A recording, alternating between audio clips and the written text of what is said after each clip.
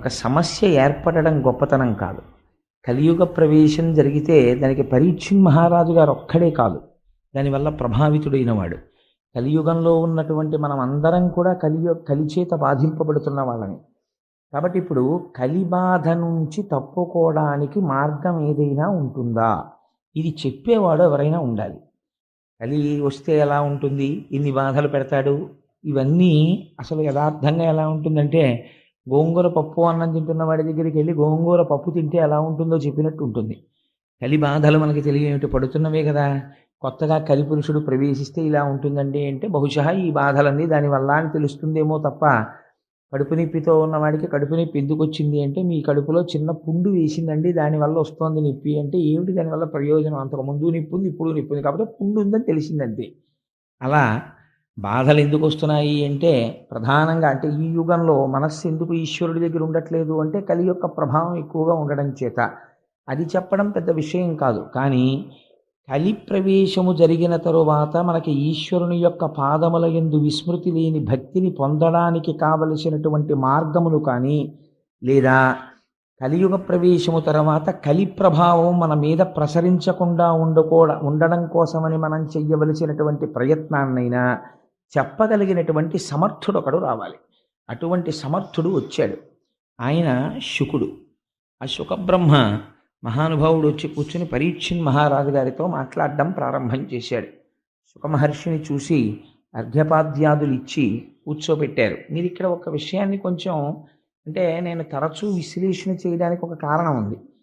ఇది అలా చెప్పడం ఒక పురాణ విషయంగా దాన్ని చెప్పడం నాకంత పెద్ద ఆసక్తి అనిపించదు. ఎందుచేత అంటే నేను పురాణంలో ఎలా ఉందో అలా యథాతథంగా పరీక్షిత్ మహారాజు గారు ప్రాయోపవేశం చేశారు, శుక మహర్షి వచ్చారు, ఆయన్ని చూసి చాలా సంతోషించారు. నేను చచ్చిపోయే ముందు నువ్వు వచ్చావు, చాలా సంతోషమయ్యా, అందుకని నీ కాళ్ళు కడుక్కో, చేతులు కడుక్కో, నీళ్ళు ఇచ్చాడు, కాసి నీళ్లు తాగు, నీళ్ళు ఇచ్చాడు, నమస్కారం పెట్టాడు, సాష్టాంగం చేశాడు. ఇవి చెప్పాను అనుకోండి, ఏమిటి అందులో గొప్పతనం ఉంది నాకు చెప్పండి. ఉంది ఒక గొప్పతనం. ఏమిటంటే ఎవరికైనా మృత్యు ఆసన్నమైపోయింది అని చెప్పారనుకోండి, అయ్యా మీరు ఇంకో 2 రోజుల్లో వెళ్ళిపోతారు, లేకపోతే 3 రోజుల్లో వెళ్ళిపోతారు అని చెప్పారనుకోండి. చెప్తే అప్పుడు ఎవరైనా ఏమండి కొంచెం మంచి విషయాలు చెప్దామని వచ్చాం, మీకు భాగవతం చెప్దామని వచ్చామండి, లేకపోతే ఆ రామాయణంలో అరణ్యకాండలో ఒక విషయం తెలుసుకుందాం మేము, అది చెప్దామని వచ్చామండి అన్నారు అనుకోండి. నేను ఇలా అన్నానని మీరు అనుకోవద్దు. సాధారణంగా మనిషి ప్రవృత్తి ఎలా ఉంటుందంటే బాబు ఇప్పుడు ఎందుకండి, అందుకే మన వాళ్ళు ఒక మోట సామెత ఒకటి చెప్తూ ఉంటారు, ఒక ముతక సామెత, చచ్చేవేళ సంధ్యమంత్రం అని. అప్పుడు ఎవడు దాని గురించి రామాయణం గురించి భాగవతం గురించి విందామని అనుకుంటాడు సామాన్యమైనటువంటి వ్యక్తి. అప్పుడు ఎవరికైనా ఎలా ఉంటుందంటే ఆ ఉన్న 2 రోజులు భార్యా బిడ్డల్ని చూసుకోవాలని. అందుకే కదా మనకి ఒక సంప్రదాయం ఏర్పడిపోయింది. డాక్టర్ గారు ఈయన వెళ్ళిపోతాడండి అని చెప్పరు. ఎలా చెప్తారంటే దగ్గర వాళ్ళు ఎవరైనా ఉంటే, ముఖ్యమైన వాళ్ళు ఉంటే టెలిగ్రామ్ కొట్టడమో ఫోన్ చేయడమో చేసి పిలిపించేసుకోండి అని చెప్తారు. అంటే దాని ఉద్దేశం ఏంటంటే ఇంక ఈయన వెళ్ళిపోతాడు, చిట్టు చివరి చూపు దక్కుతుందని. అందులో మనం దోషం పట్టవలసిన తప్పేం లేదు. ఇంచేత అంటే లోకము యొక్క పోకడని బట్టి వాళ్ళు చెప్తారు. అలాగా చెప్తే అయిన వాళ్ళు అందరూ వస్తారు, ఒకసారి ఇంటెన్సివ్ కేర్ యూనిట్ అద్దం దగ్గర నుంచి చూస్తారు, వెళ్ళిపోతారు. వాడికి టెన్షన్ మరీ ఎక్కువైపోతుంది లోపల ఉన్న వాడికి. ఎప్పుడూ రాని వాళ్ళందరూ వచ్చి అద్దం దగ్గర నించున్నారంటే ఏమిటి దాని అర్థాంతం, ముందు వాడికి అనుభవం లేదేమిటి. సో మనం వెళ్ళిపోయే టైం అయిపోతుందన్నమాట అని వాడికి భయం ఎక్కువైపోతుంది. ఎన్ని ఎటెన్ వేసినా బీపీ రీడింగ్ మాత్రం పెరిగిపోతూనే ఉంటుంది. అది వేరే విషయం అనుకోండి. కానీ ఇక్కడ పరీక్షిత్ మహారాజు గారు ఒక గొప్ప విషయం చేశాడు. పరమధార్మికుడు అని ఎందుకు చెప్పవలసి వచ్చిందంటే శుకమహర్షి వస్తే ఎవ్వరూ వెయ్యనటువంటి ప్రశ్న ఒకటి వేశాడు. ఈ ప్రశ్న వేస్తే శుకుడు ఏమనాలంటే ఓ నవ్వు నవ్వి గొప్ప ప్రశ్న అడిగావులేవా, ఇదేం చల్లుతుంది ఏమిటి అనాలి. వాళ్ళిద్దరు అలా మాట్లాడుకోలేదు, అది విచిత్రం. పరీక్షిత్ మహారాజు గారు అన్నారు, 7 రోజులలో నాకు మరణము ఖాయమన్న విషయము నాకు తెలిసిపోయినది. నేను పాము చేత కరవబడతానని శృంగి శపించాడు.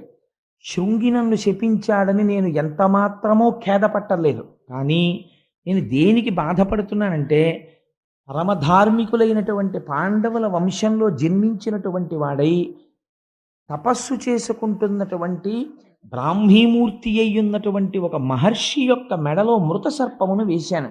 నేను చేయరాని పని చేశాను అని నేను బాధపడుతున్నాను. ఎంత గొప్ప మాట చెప్పాడో చూడండి పరీక్షిత్. ఉరగాధీశులకు నేనొప్పింతు.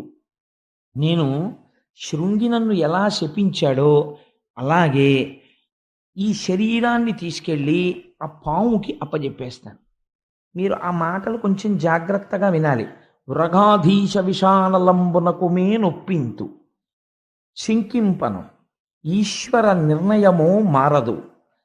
ఈ శరీరాన్ని తీసుకెళ్ళి ఉరగాధీశ విషానలంబునకు, పాములకన్నింటికీ కూడా అధిపతి అయిన వాడు ఎవరున్నాడో అటువంటి ఉత్కృష్టమైనటువంటి పాము యొక్క విషానికి ఈ శరీరాన్ని అప్పచెప్పేస్తాను. నేను ఆ పాము రాకుండా ఏం చేద్దాం, ఆ పాముని పట్టే వాళ్ళని ఎవరినన్నా చూడండి, లేకపోతే పాము రాకుండా చుట్టూ అగ్నిజ్వాలలు పెట్టండి, కాపలా కాయండి, ఇంకా సెక్యూరిటీ బీఫప్ చేసేయండి అని నేను ఎప్పుడు అనను. నేను అనేది ఐ యాక్సెప్ట్ ది డెత్, అది అందులో ఉన్న స్టేట్మెంట్.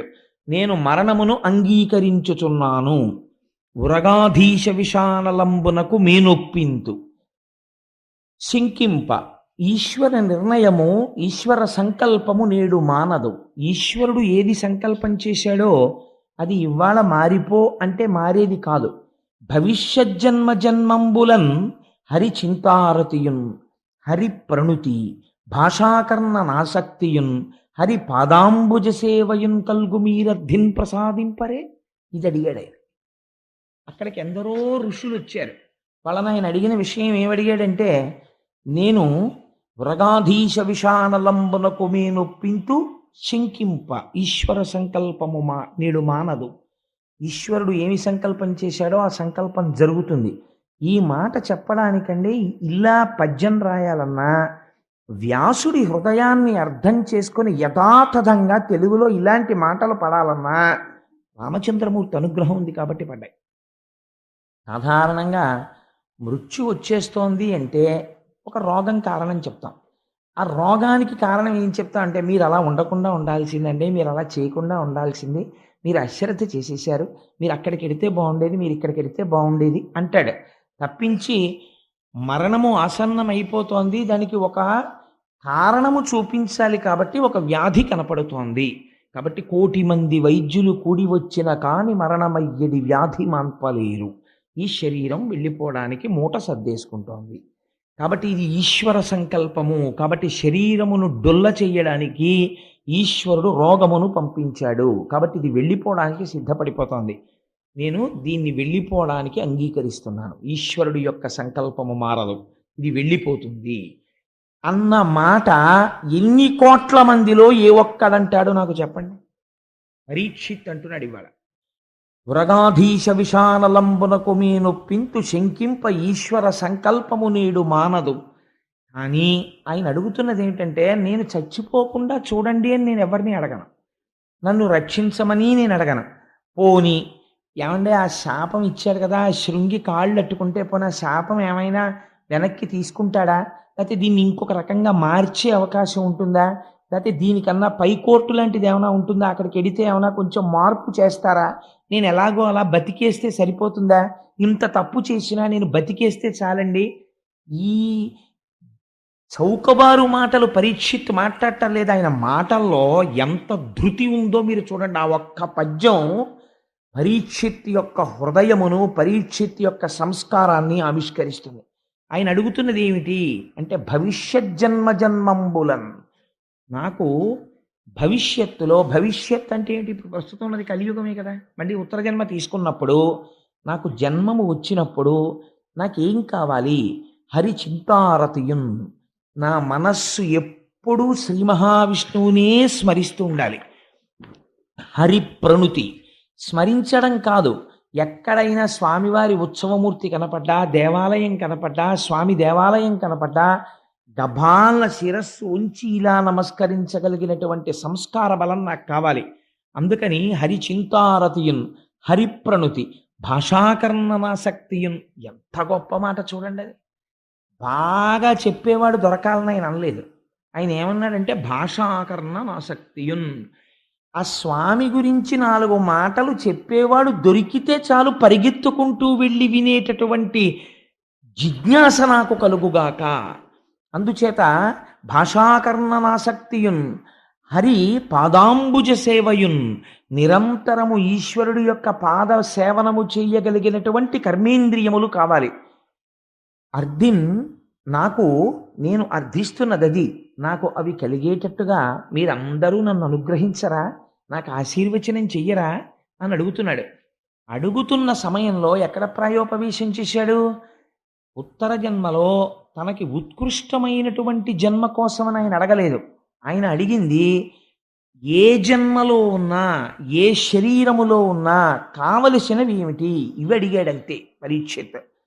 హరిచింతారతయున్, హరిప్రణుతి, భాషాకర్ణనాసక్తియున్, హరిపాదాంబుజ సేవయున్, ఈ 4 నాకు కావాలి అని అడిగితే శుకబ్రహ్మ వచ్చి కూర్చుని ఉంటే శుకబ్రహ్మకి పాదప్రక్షాళనం చేయించాడు, ఆచమనీయం ఇచ్చాడు, కూర్చోపెట్టి నమస్కరించి ఒక మాట చెప్పాడు. ఆయనకి సాష్టాంగం చేసి, అయ్యా నాకొక్క కోరిక ఉంది, నేను మళ్ళీ పుట్టవలసిన అవసరం లేనటువంటి మోక్షాన్ని పొందడానికి నాకు కల్పవృక్షంలా మీరు వచ్చారు, మీరు ఒక చోట ఉండేటటువంటి వారు కాదు, అటువంటిది మీరు అనుకోకుండా వచ్చి నన్ను అనుగ్రహించారు కనుక నాకు అటువంటి విషయము ఏది ఉన్నదో దానిని నాకు తెలియచేయుడు అని.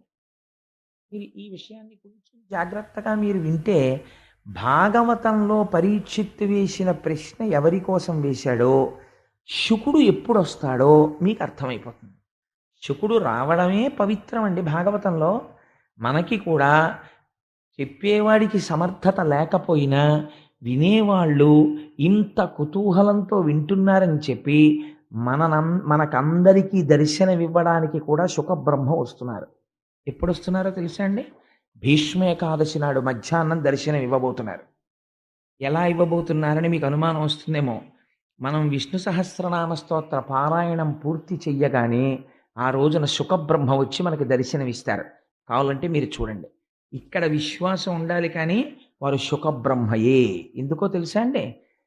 సంసారం అంటే ఏమిటో, వైరాగ్యం అంటే ఏమిటో, భక్తి అంటే ఏమిటో, జ్ఞానం అంటే ఏమిటో జీవితంలో కొలచివేసి ఒక మహాపురుషుడు రాణి నరసింహశాస్త్రి గారి కడుపున పుట్టిన వారై వేదాంగములు చదువుకుని, ఉపనిషత్తులు చదువుకుని, కెమిస్ట్రీలో ప్రొఫెసర్ అయి పిహెచ్డి చేసి, సాంస్క్రిట్లో పిహెచ్డి చేసి, దేశ విదేశాల్లో యూనివర్సిటీస్లో లెక్చర్స్ ఇచ్చినటువంటి ఒక మహాపురుషుడు సన్యసించి దయానంద సరస్వతి మహారాజ్కి శిష్యులై ఇవాళ ప్రపంచవ్యాప్తంగా ఎన్నో దేశాలలో వేదాంతం మీద ప్రసంగం చేసేటటువంటి ఒక మహాపురుషుడైన తత్వవిధానంద సరస్వతి వారు యవ్వనంలో ఉండగా బ్రిటిష్ గవర్నమెంట్ టైంలో ఐపీఎస్కి సెలెక్ట్ అయితే నువ్వు శిఖ తీసేస్తే ఐపీఎస్ ఇస్తా ఉన్నారు. నేను బ్రాహ్మణ కుటుంబంలో పుట్టాను, నా సదాచారమునకు పిలక ఉండి తీరాలి, నేను పిలక తీనన్నారు. తీయకపోతే ఐపీఎస్ ఇవ్వమన్నారు. నాకు అక్కర్లేదని తిరిగి వచ్చేసారు ఆయన. పుట్టుకతో అంతటి సదాచార సంపన్నుడు అటువంటి మహాపురుషుడు మనకి భీష్మ ఏకాదశి నాడు మధ్యాహ్నం వచ్చి విష్ణు సహస్రపారాయణం చేసి కూర్చున్న భక్తులందరినీ ఉద్దేశించి అనుగ్రహ భాషణం చేస్తానని అంగీకరించారు. గోపాలకృష్ణ గారు వెళ్ళి ప్రార్థన చేశారు. మనకి శుకబ్రహ్మ వస్తున్నారా లేదా? శుకబ్రహ్మ అంటే అంతే, ఆయనతో సమానమైన వాడు మహానుభావుడు. ఆ తత్వవిధానంద సరస్వతి దర్శనం మనకి భీష్మ ఏకాదశి నాడు కలగబోతోంది. నిజంగా భీష్మ ఏకాదశి మనని ఎంత తరింప చేసేస్తోందో ఈ సంవత్సరం చూడండి. అందుచేత శుకుడు రావడమే గొప్ప, జవాబు చెప్పగలిగిన వాడు శుకుడంటే. అటువంటి శుకబ్రహ్మ వచ్చి అక్కడ కూర్చుని ఈ మాటలు విని ఒక్క విషయం చెప్పాడు. అంటే గురువు సమర్థత అంటే ఎలా ఉంటుందో చూడండి. గురువు దేని యందు సంగముతో ఉండాలంటే శిష్యుడు యొక్క ఆర్తిని తీర్చగలవాడై ఉండాలి. మీకు ఎదర ఒక చోట వస్తుంది, విశ్వరూపుణ్ణి అడుగుతాడు ఇంద్రుడు, మా భోగములన్నీ నీవి, ఎందుకంటే నువ్వు మా గురువువి, మా భోగములను నువ్వు అనుభవించవచ్చు, మా ఐశ్వర్యమంతా నీదంటాడు. విశ్వరూపుడు నవ్వంటాడు, గురువు శిష్యుల యొక్క ఐశ్వర్యము తన ఐశ్వర్యముగా భావించకూడదు, శిష్యులు తన ఐశ్వర్యముగా భావించాలంతే, అంతవరకే. ఐశ్వర్యమునందు కాంక్ష గురువుకి ఎందుకయా? అలా కాంక్ష ఉన్నవాడు గురువు ఎలా అవుతాడో అని అడుగుతాడు. అందుచేత చూడండి ఎంత ఆశ్చర్యంగా ఉంటుందో. ఈ ప్రశ్న వేస్తే శుకుడు ఏమనాలి? ఎందుకు నువ్వు 7 రోజుల్లో చచ్చిపోతున్నావు అని అడగాలి. అడిగితే పరీక్షిత్ పాపం చెప్పుకున్నాడు కదా, ఆయన ఏం దాచుకోలేదు. అయా ఒక మృత సర్పాన్ని పట్టుకెళ్ళి ఒక మహర్షి యొక్క మెడలో వేశాను, శృంగి శాపం ఇచ్చాడు కాబట్టి నా శరీరం పడిపోతోందని చెప్తాడు. చెప్తే అప్పుడు ఏమనాలి శుకుడు? ఏమయ్యా నువ్వు ఇంత ఘోర తప్పిదం చేశావు, నీకు మోక్షం కావాలా? 7 రోజుల్లో మోక్షం ఇచ్చేయాలా నీకు? 7 రోజుల్లో చచ్చిపోతావని చెప్తేను ఏం మోక్షం అంటే అంత చౌకబారుగా ఉందనుకుంటున్నావా? అదేమన్నా బజారులో అమ్మే సబ్బు అనుకుంటున్నావా? అని 4 మాటలు అనేసి వెళ్ళిపోవాలి. ఆయనేమన్నాడో తెలుసా అండి శుకుడు? ఇది గురువు అంటే. ఆచార్యో వేద సంపన్న విష్ణుభక్తో విమత్సర మంత్రజ్ఞో మంత్రభక్తశ్చ సదా మంత్రాశ్రయశృచి గురుభక్తి సమాయుక్త పురాణజ్ఞో విశేషత ఏవం లక్షణ సంపన్న గురురుత్యభిధీయతే.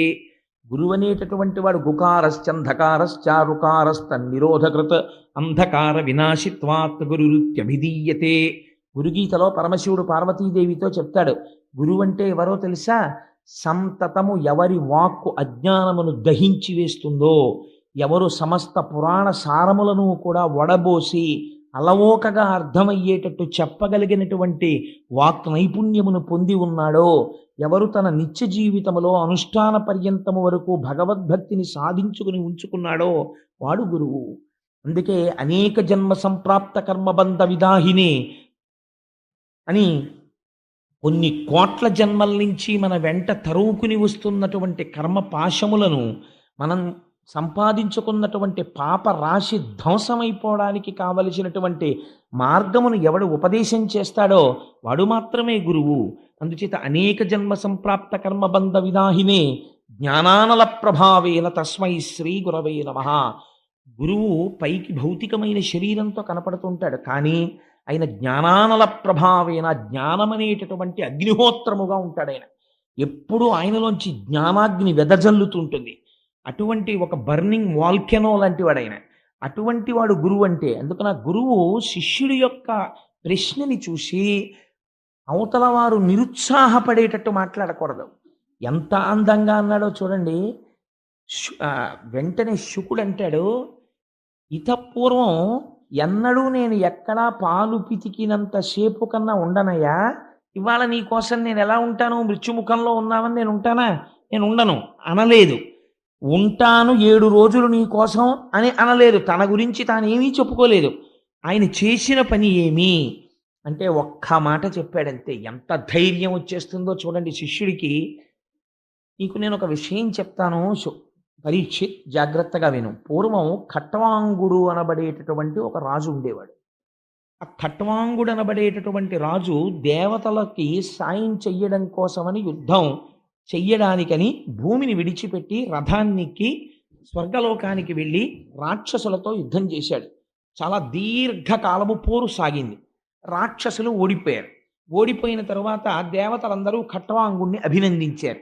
అభినందించిన తర్వాత నీకేం వరం కావాలో కోరుకో, ఇంత మా కోసమని కష్టపడి నువ్వు పైలోకానికి వచ్చి యుద్ధం చేసావు కదా, నీకేం వరం కావాలని అడిగారు. అడిగితే ఆయన అన్నాడు, నాకేం వరం అక్కర్లేదు, కానీ నా ఆయుర్దాయం ఎంత మిగిలిందో చెప్తారా అన్నాడు. అంటే వాళ్ళు గబగబా కంప్యూటర్లో బటన్ నొక్కితే అప్పుడు ఉన్నాయండి అని అనకండి. అంటే వాళ్ళు చూడగలరు కాబట్టి వెంటనే వాళ్ళు చూసి అన్నారు, నీకు ఇంకొక గడియ ఉన్నదయా ఆయుర్దాయం అన్నారు. ఆయన అన్నాడు, షహబాష్, చాలు నేను తరించిపోవడానికి గడియ ఉందా అన్నాడు. అని రథం ఎక్కి గబగబా భూమండలానికి వచ్చేసాడు. వచ్చేసి అంతఃపురంలోకి వెళ్ళిపోయి ఈ మాట చెప్పేసి ధ్యానమగ్నుడై ఈశ్వరుణ్ణి ధ్యానం చేస్తూ కూర్చొని శరీరాన్ని విడిచిపెట్టేసి మోక్షాన్ని చేరుకున్నాడు. నీకు 7 రోజులు టైం ఉంది, 2 గడియల్లో మోక్షానికి వెళ్ళిన వాడు ఉన్నాడు, నీకు రాకపోవడం ఏమిటి మోక్షం అన్నాడు శుకుడు. ఎంత గొప్ప మాట చూడండి.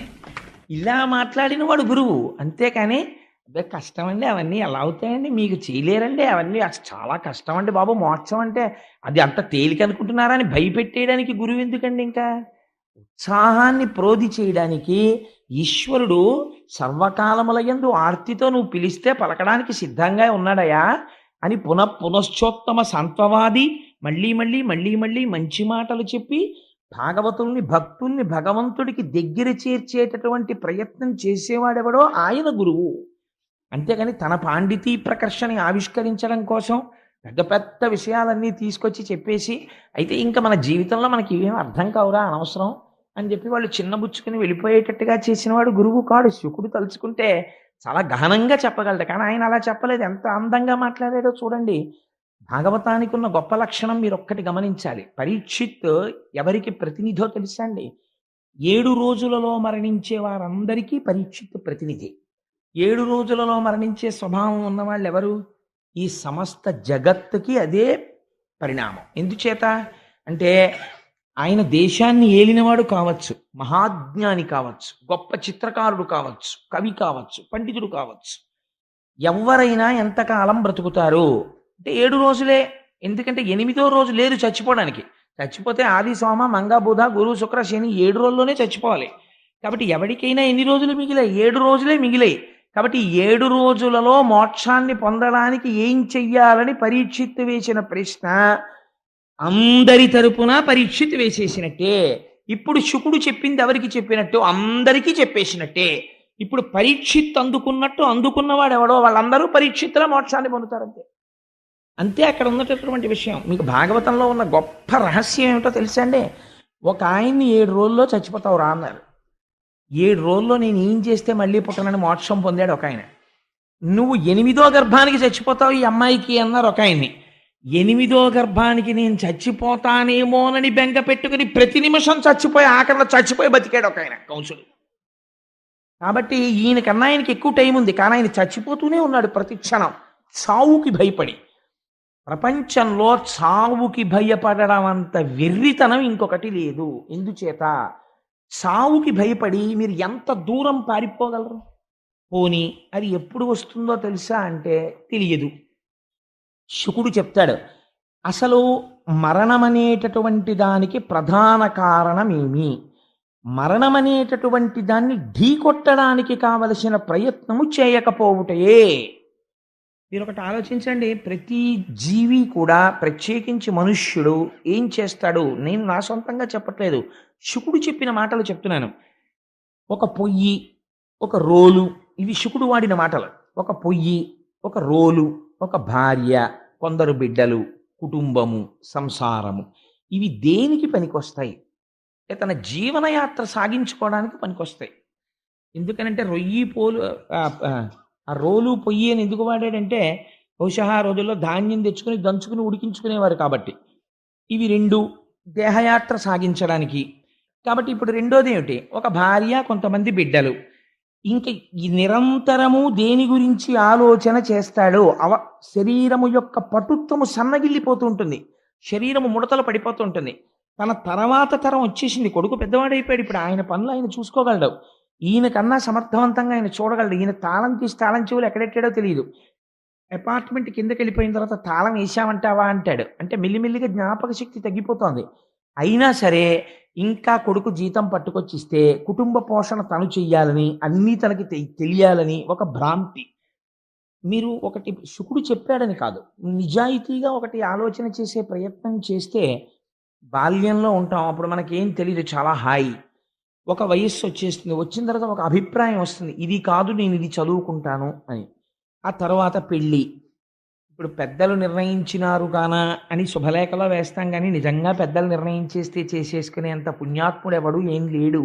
276 పెళ్లి చూపులు అయిపోయి వీడికి 60 ఏళ్ళు వచ్చాక చేసుకుంటాడు. అందుకని ఇన్ని పెళ్లి చూపులు చూసుకుని వాడు ఒక భార్యను ఎవరినో తీసుకుని తెచ్చుకుంటాడు. తెచ్చుకున్న తర్వాత 2 బిడ్డలు పుడతారు. ఇంకా తర్వాత ఆలోచన అంతా నిరంతరము దేని గురించి ఉంటుంది? ఒక నిజాయితీ అయిన ప్రశ్న శుకుడు అడిగాడంటే ఎందుకు అడగడండి? మీరు ఆలోచన చేయండి.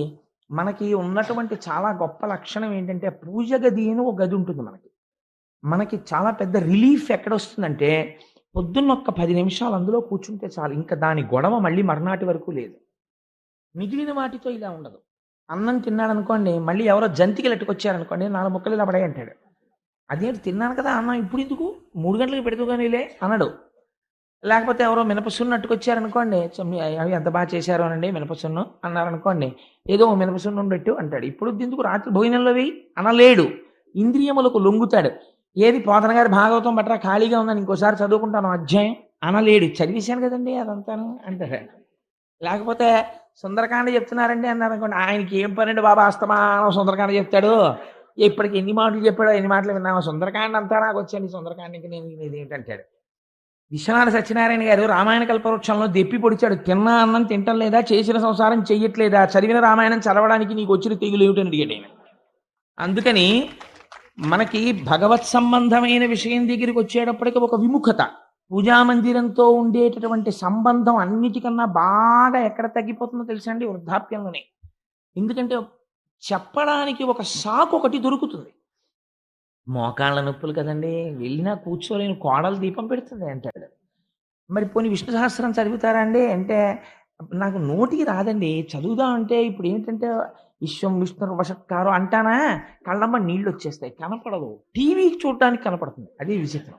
ఒకవేళ దగ్గర నుంచి వినపడకపోతే దూరం నుంచి కూర్చొని చూస్తాడు. డాక్టర్ గారి దగ్గర కూడా ఏం చెప్తాడంటే, "టీవీ కనపడటం లేదు డాక్టర్ గారు సరిగ్గాను" అంటాడు. విష్ణు సహస్రం కనపడటం లేదండి అని చెప్పడం. అందుకని ఏమైపోతుందంటే భ్రాంతికి లోనైపోయి జీవితాన్ని గడిపేస్తాడంటే ఒక గహనమైన వేదాంత విషయం చెప్పేటప్పుడు కొద్దిగా అది మీకు లైటర్ వెయిన్‌లో చెప్తే బావుంటుందని నేను జోడించాను తప్ప నా ఉద్దేశ్యం భాగవతాన్ని ఒక జోకులమయం చేయడం నా ఉద్దేశ్యం కాదు. అందుకని ఇలా జీవితం గడిచి వెళ్ళిపోతున్నది. నీ దృష్టికోణమునందు ఎప్పుడైనా ఒక మార్పు వచ్చినదా? అసలు ఎప్పుడైనా ఒక ప్రశ్న అడిగిన వాడు ఉన్నాడా? నేను ఎక్కడి నుంచి వచ్చాను ఈ లోకంలోకి? కొంతకాలం ఉన్నాను ఈశ్వరానుగ్రహం, అకాల మృత్యువేం రాలేదు. మనవల వరకు వచ్చేసాను. ఇంక సమయమా అయిపోతోంది. కాబట్టి తెలిసిపోతోంది. వెళ్ళిపోవడం తథ్యం. చాలామంది వెళ్ళిపోయారు. మా నాన్నగారు వెళ్ళిపోయారు. మా నాన్నగారికి తద్దినం పెడుతున్నాను. మా అమ్మగారు వెళ్ళిపోయారు. మా అమ్మగారికి తద్దినం పెడుతున్నాను. మా అక్కయ్య ఒకతి వెళ్ళిపోయింది. మా అక్కయ్యకి ప్రతి సంవత్సరం నేను స్మరించి నమస్కారం చేస్తున్నాను. కాబట్టి ఇవాళో, రేపో లేదా 10 ఏళ్ల తర్వాతో, 20 ఏళ్ల తర్వాతో ఎప్పుడో ఒకప్పుడు ఇది వెళ్ళిపోవడం ఖాయం. కాబట్టి ఇది కూడా వెళ్ళిపోతుంది. ఇది కూడా వెళ్ళిపోతుంది కాబట్టి ఏదో సంసారంలోకి వచ్చిన తర్వాత ఓ కొడుకు పుట్టినప్పుడు వాడి పేరు మీద ఏదో డిపాజిట్ మొదలెట్టాను. పిల్ల పెళ్ళికనో డిపాజిట్ మొదలెట్టాను. కాస్త యుక్త వయస్సు వచ్చిన తర్వాత మంచి సంబంధాలు దొరికితే బాగుండని ఆ దృష్టికోణంలో కనపడ్డ వాళ్ళందరినీ విచారణ చేసేవాడిని. పైకి చెప్పకపోయినా ఫలానా వాళ్ళ అమ్మాయి అంటే ఆ అమ్మాయి మన కోడలైతే ఎలా ఉంటుందే అని ఆలోచించేవాడిని. లేకపోతే మన అమ్మాయి వాళ్ళింటి కోడలైతే ఎలా ఉంటుందే అని ఆలోచించేవాడిని. అవన్నీ అయిపోయాయి. ఇప్పుడు ఇంక మిగిలింది ఏమిటి? మనవలు కూడా పుట్టేశారు. వాళ్ళ సంసారాలు వాళ్ళు చేసుకుంటున్నారు. నాకంటూ ఇంక ఏమైనా ఉందా? దృష్టికోణం మార్చుకోవలసింది. నేను చెయ్యవలసినది ఏదైనా ఉన్నదా? ఈశ్వరుడి గురించి నేను తపించగలనా? అంటే మన నోటి వెంట వెంటనే వచ్చేటటువంటి సమాధానమేమి? మనం ఏం చెప్తామంటే, పెద్ద వయస్సు అయిపోయింది కదండీ! ఏమీ పడదు. ఎక్కడికెళ్తామండి? ఎక్కడికెళ్ళి కూర్చుంటాం? ఎక్కడికన్నా వెళ్ళి ఉండాలని ఉంటుంది. మాకు మాత్రం గుళ్ళు, గోపురాలు తిరగాలని ఉండదేమిటి? వెడితే కూర్చోలేం. కూర్చుంటే నిలబడలేం. తింటేనేమో అరగదు. అంటే శుకుడు అన్నాడు వీటికి, నీకు పడుకోవడానికి జీవితాంతం పరుపు కావాలని అనుకుంటున్నావు. ఆఖరి ఊపిరి ఆగిపోయే ముందు మొదట చేసే పని ఏమిటో తెలుసా? మంచం మీద పోతాడేమోనని కింద పడుకోబెడతారు. ముందే ఎందుకు పడుకోవు? భూతలాన్ని పరుపుగా చేసుకుని నీ చేతిని ఈశ్వరుడిచ్చిన చేతిని తలగడగా పెట్టుకుని పడుకోవడం నువ్వెందుకు ప్రారంభం చెయ్యలేదు అని అడిగాడు. ఎంత గొప్ప ప్రశ్న అడిగాడో చూడండి. నువ్వు నీ చేతిని తల కింద పెట్టుకుని నా శరీరము వెళ్ళిపోతుందని అంగీకరించి ఈశ్వరాభిముఖుడనవడానికి నేను ఒక ప్రయత్నమును ప్రారంభించి తిని నా పిల్లల చదువుకి ఓవర్ టైం చేసి సంపాదించాను. నా పిల్లల చదువు కోసం నా వినోదాలు కొన్ని తగ్గించుకొని డిపాజిట్ వేశాను. వాళ్ళ పని అయిపోయింది. ఇంకా వృద్ధిలోకి వచ్చేసారు. నా పని నేను చూసుకోవాలి. ఇంకా నన్ను ఉద్ధరించేవాడెవడు? అందుకని నన్ను నేను ఉద్ధరించుకోవాలి. అందుకని నన్ను నేను ఉద్ధరించుకోవడం కోసం నేను ఈశ్వరాభిముఖుడనై ఇప్పటి నుంచి ఒక ప్రయత్నం ప్రారంభం చేస్తాను. భూశయనము చేసి తలగడకి బదులుగా చేతిని పెట్టుకుని పడుకోవడానికి గదులే అక్కర్లేదు. వెళ్ళిపోయే శరీరం ఎప్పుడైనా వెళ్ళిపోతుంది. ఇంకా ఈశ్వరుడు నిర్మించినటువంటి పర్వత గుహలు ఉన్నాయి.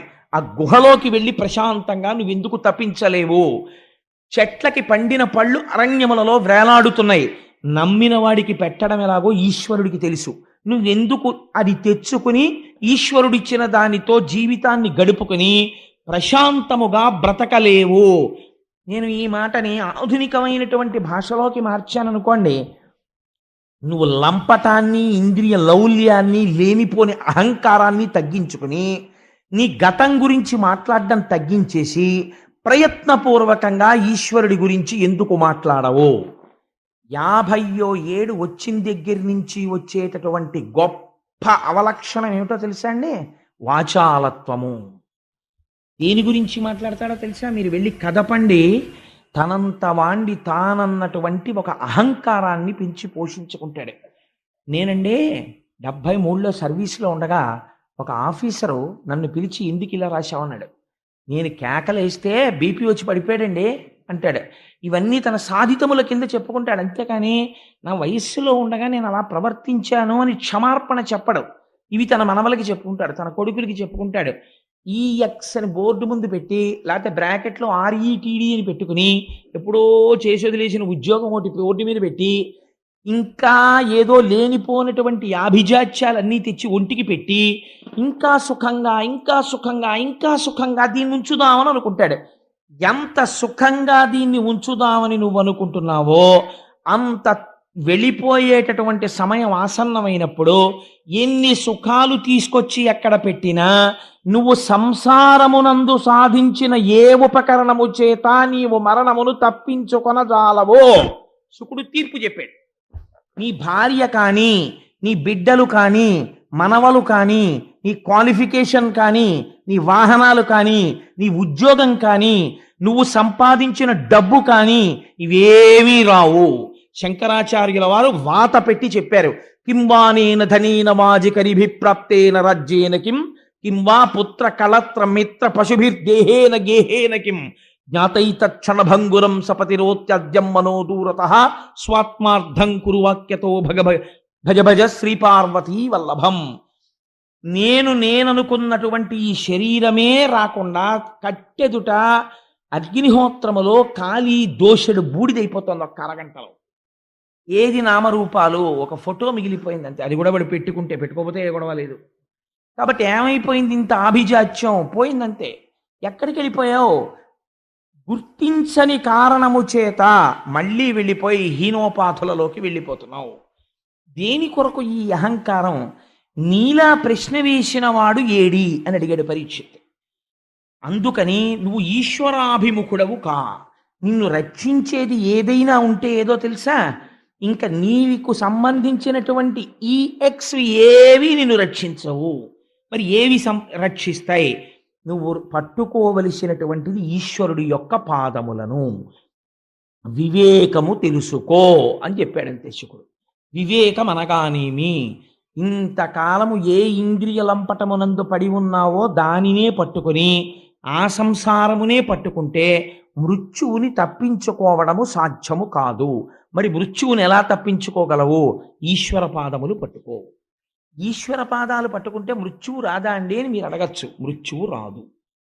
ఆ మాట నేనంటే మీరు మృత్యువు రాదంటే ఏమంటే మరి అలా అయితే చాలామంది పెద్దవాళ్ళు ఈశ్వరుణ్ణి కొలిచారు కదా, వాళ్ళందరూ ఎందుకు మృత్యువాత పడ్డారని అడగచ్చు. మృత్యువాత పడినది దేహము, ఆత్మకి మృత్యువు లేదు. ఆత్మకి మృత్యువు లేదని ఆత్మగా నిలబడిపోయిన వాడు మృత్యువుని పొందట్లేదు, మోక్షాన్ని పొందుతున్నాడు. దేహము తాననుకున్నవాడు మృత్యువుని పొందుతున్నాడు. కాబట్టి ఇప్పుడు దేహము తాను కానన్న జ్ఞానము కలగాలి. దేహము తాను కానన్న జ్ఞానము దేని వలన వస్తుంది? గురువు యొక్క అనుగ్రహము చేత, గురువు యొక్క భాషణము చేత వస్తుంది. కాబట్టి ఇప్పుడు ఎక్కడికి వెళ్ళిపోవాలి? గురువుతోడి సంగము పెట్టుకోవాలి. గురువు యొక్క అనుగ్రహము కోసమని ప్రయత్నం చెయ్యాలి. చేసి ఈశ్వరుడి పాదములు గట్టిగా పట్టుకుంటే కలిపురుషుడు నీ యందు ప్రవేశించి నీకు వ్యామోహమును కల్పింపలేడు. ఇది చేసినట్టయితే ఆయన ఒక్క మాట చెప్పాడు. తేలిక మాటల్లో 4 మాటల్లో మీకు నేను చెప్పేయాలంటే ఈ విరాట్ రూప వర్ణనమంతా చేశాడు శుకుడు. చేసి హరి లేనటువంటి పదార్థము లేదు.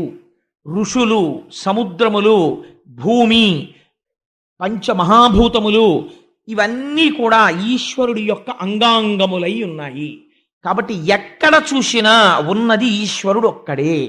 కానీ ఈశ్వరుడు కనపడడం లేదు. ఎందుకు కనపడటం లేదు? అదే మాయ. అది నామరూపముల యందు కలిగినటువంటి తాదాత్మ్యత తదధిష్టానమైనటువంటి బ్రహ్మమునందు కలగదు.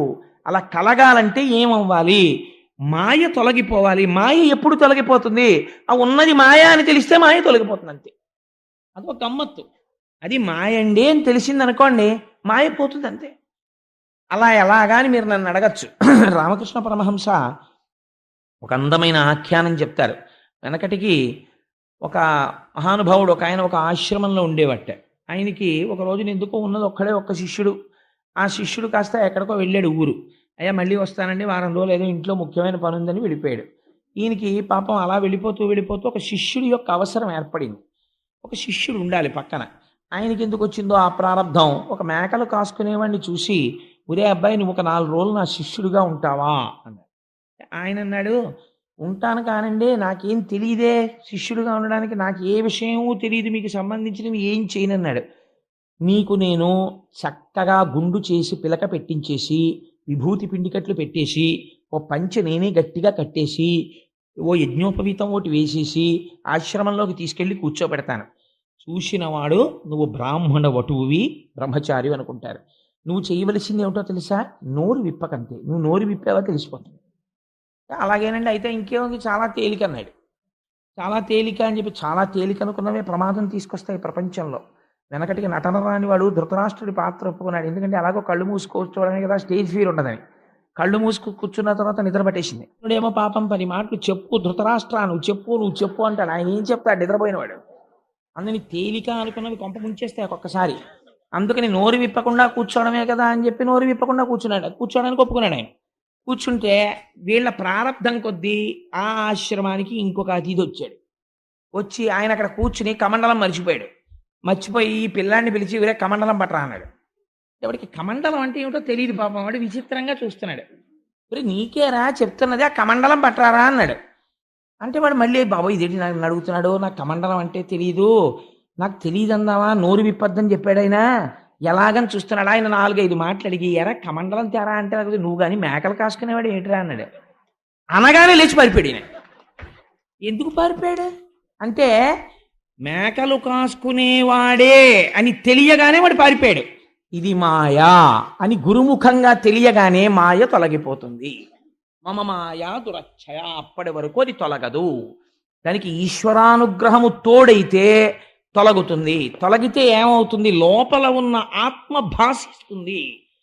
చంద్రుడు ఒక సరోవరంలో ప్రతిబింబిస్తూ ఉంటాడు చీకట్లో. అలలు కదులుతుంటాయి. మెల్లిగా కదులుతున్న అలలకి చంద్రబింబం కూడా కదులుతున్నట్లుగా అనిపిస్తుంది. నిజంగా చంద్రబింబం కదిలిందా? కదలలేదు. అసలు చంద్రబింబం అలాగే ఉంది. నీరు కదలిక వల్ల ప్రతిబింబం కదిలినట్లు మీకు కనపడుతోంది. కదిలినది నీరు తప్ప కదిలినది ప్రతిబింబము కాదు. అలాగే అజ్ఞానము చేత తాదాత్మ్యమును పొంది ఈ దేహము తానన్న భీతి ఎక్కువై, ఆ భీతియే మృత్యువు. కాదు నేను ఎప్పుడూ ఉండే ఆత్మని, అది తెలుసుకుంటోంది, అది తెలుసుకుంటున్నది నేను, అది ఎప్పుడూ ఉంటుంది, దానికి మృత్యువు లేదు. ఇది పడిపోతున్నప్పుడు కూడా ఇది పడిపోతోందని అది సాక్షిగా తెలుసుకుంటుంది.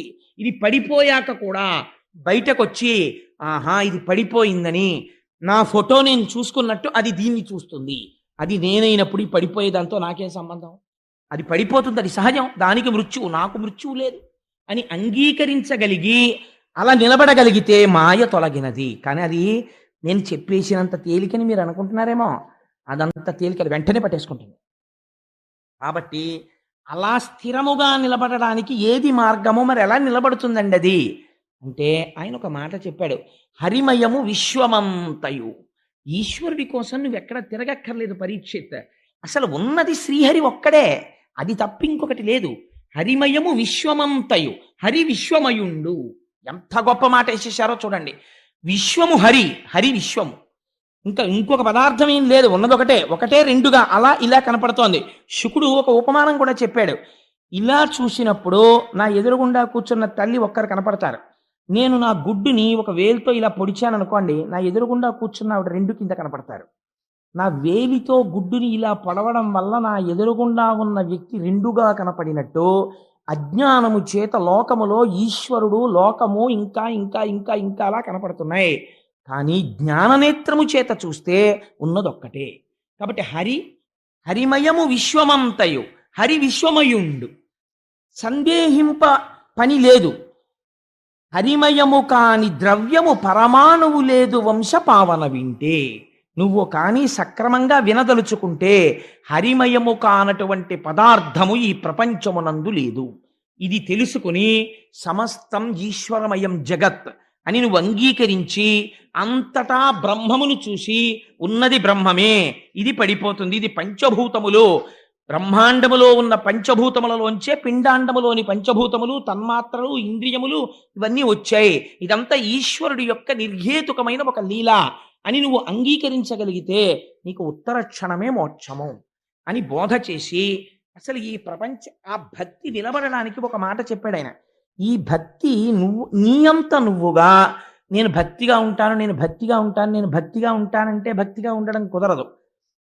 అమరేంద్రాదులు కొల్చు భంగి అయ్యబ్జాక్షు సేవించగా విమల జ్ఞానము భక్తి, విమల జ్ఞానము, ముక్తి, వైరాగ్యమునొసగున్ తత్కమలాధీసు కథా సుధారస నదీ కల్లోల మాలా పరిభ్రమమెవ్వానికినైన కర్ణయుగళీ పర్వంబు కాకుండునే అని అడిగాడు శుకుడు. నేను ఒక్క మాట చెప్తాను పరీక్షిత్, నువ్వు చెయ్యవలసింది ఏమిటో తెలుసా? ఈశ్వరుడు యందు పూనిక కలగాలి.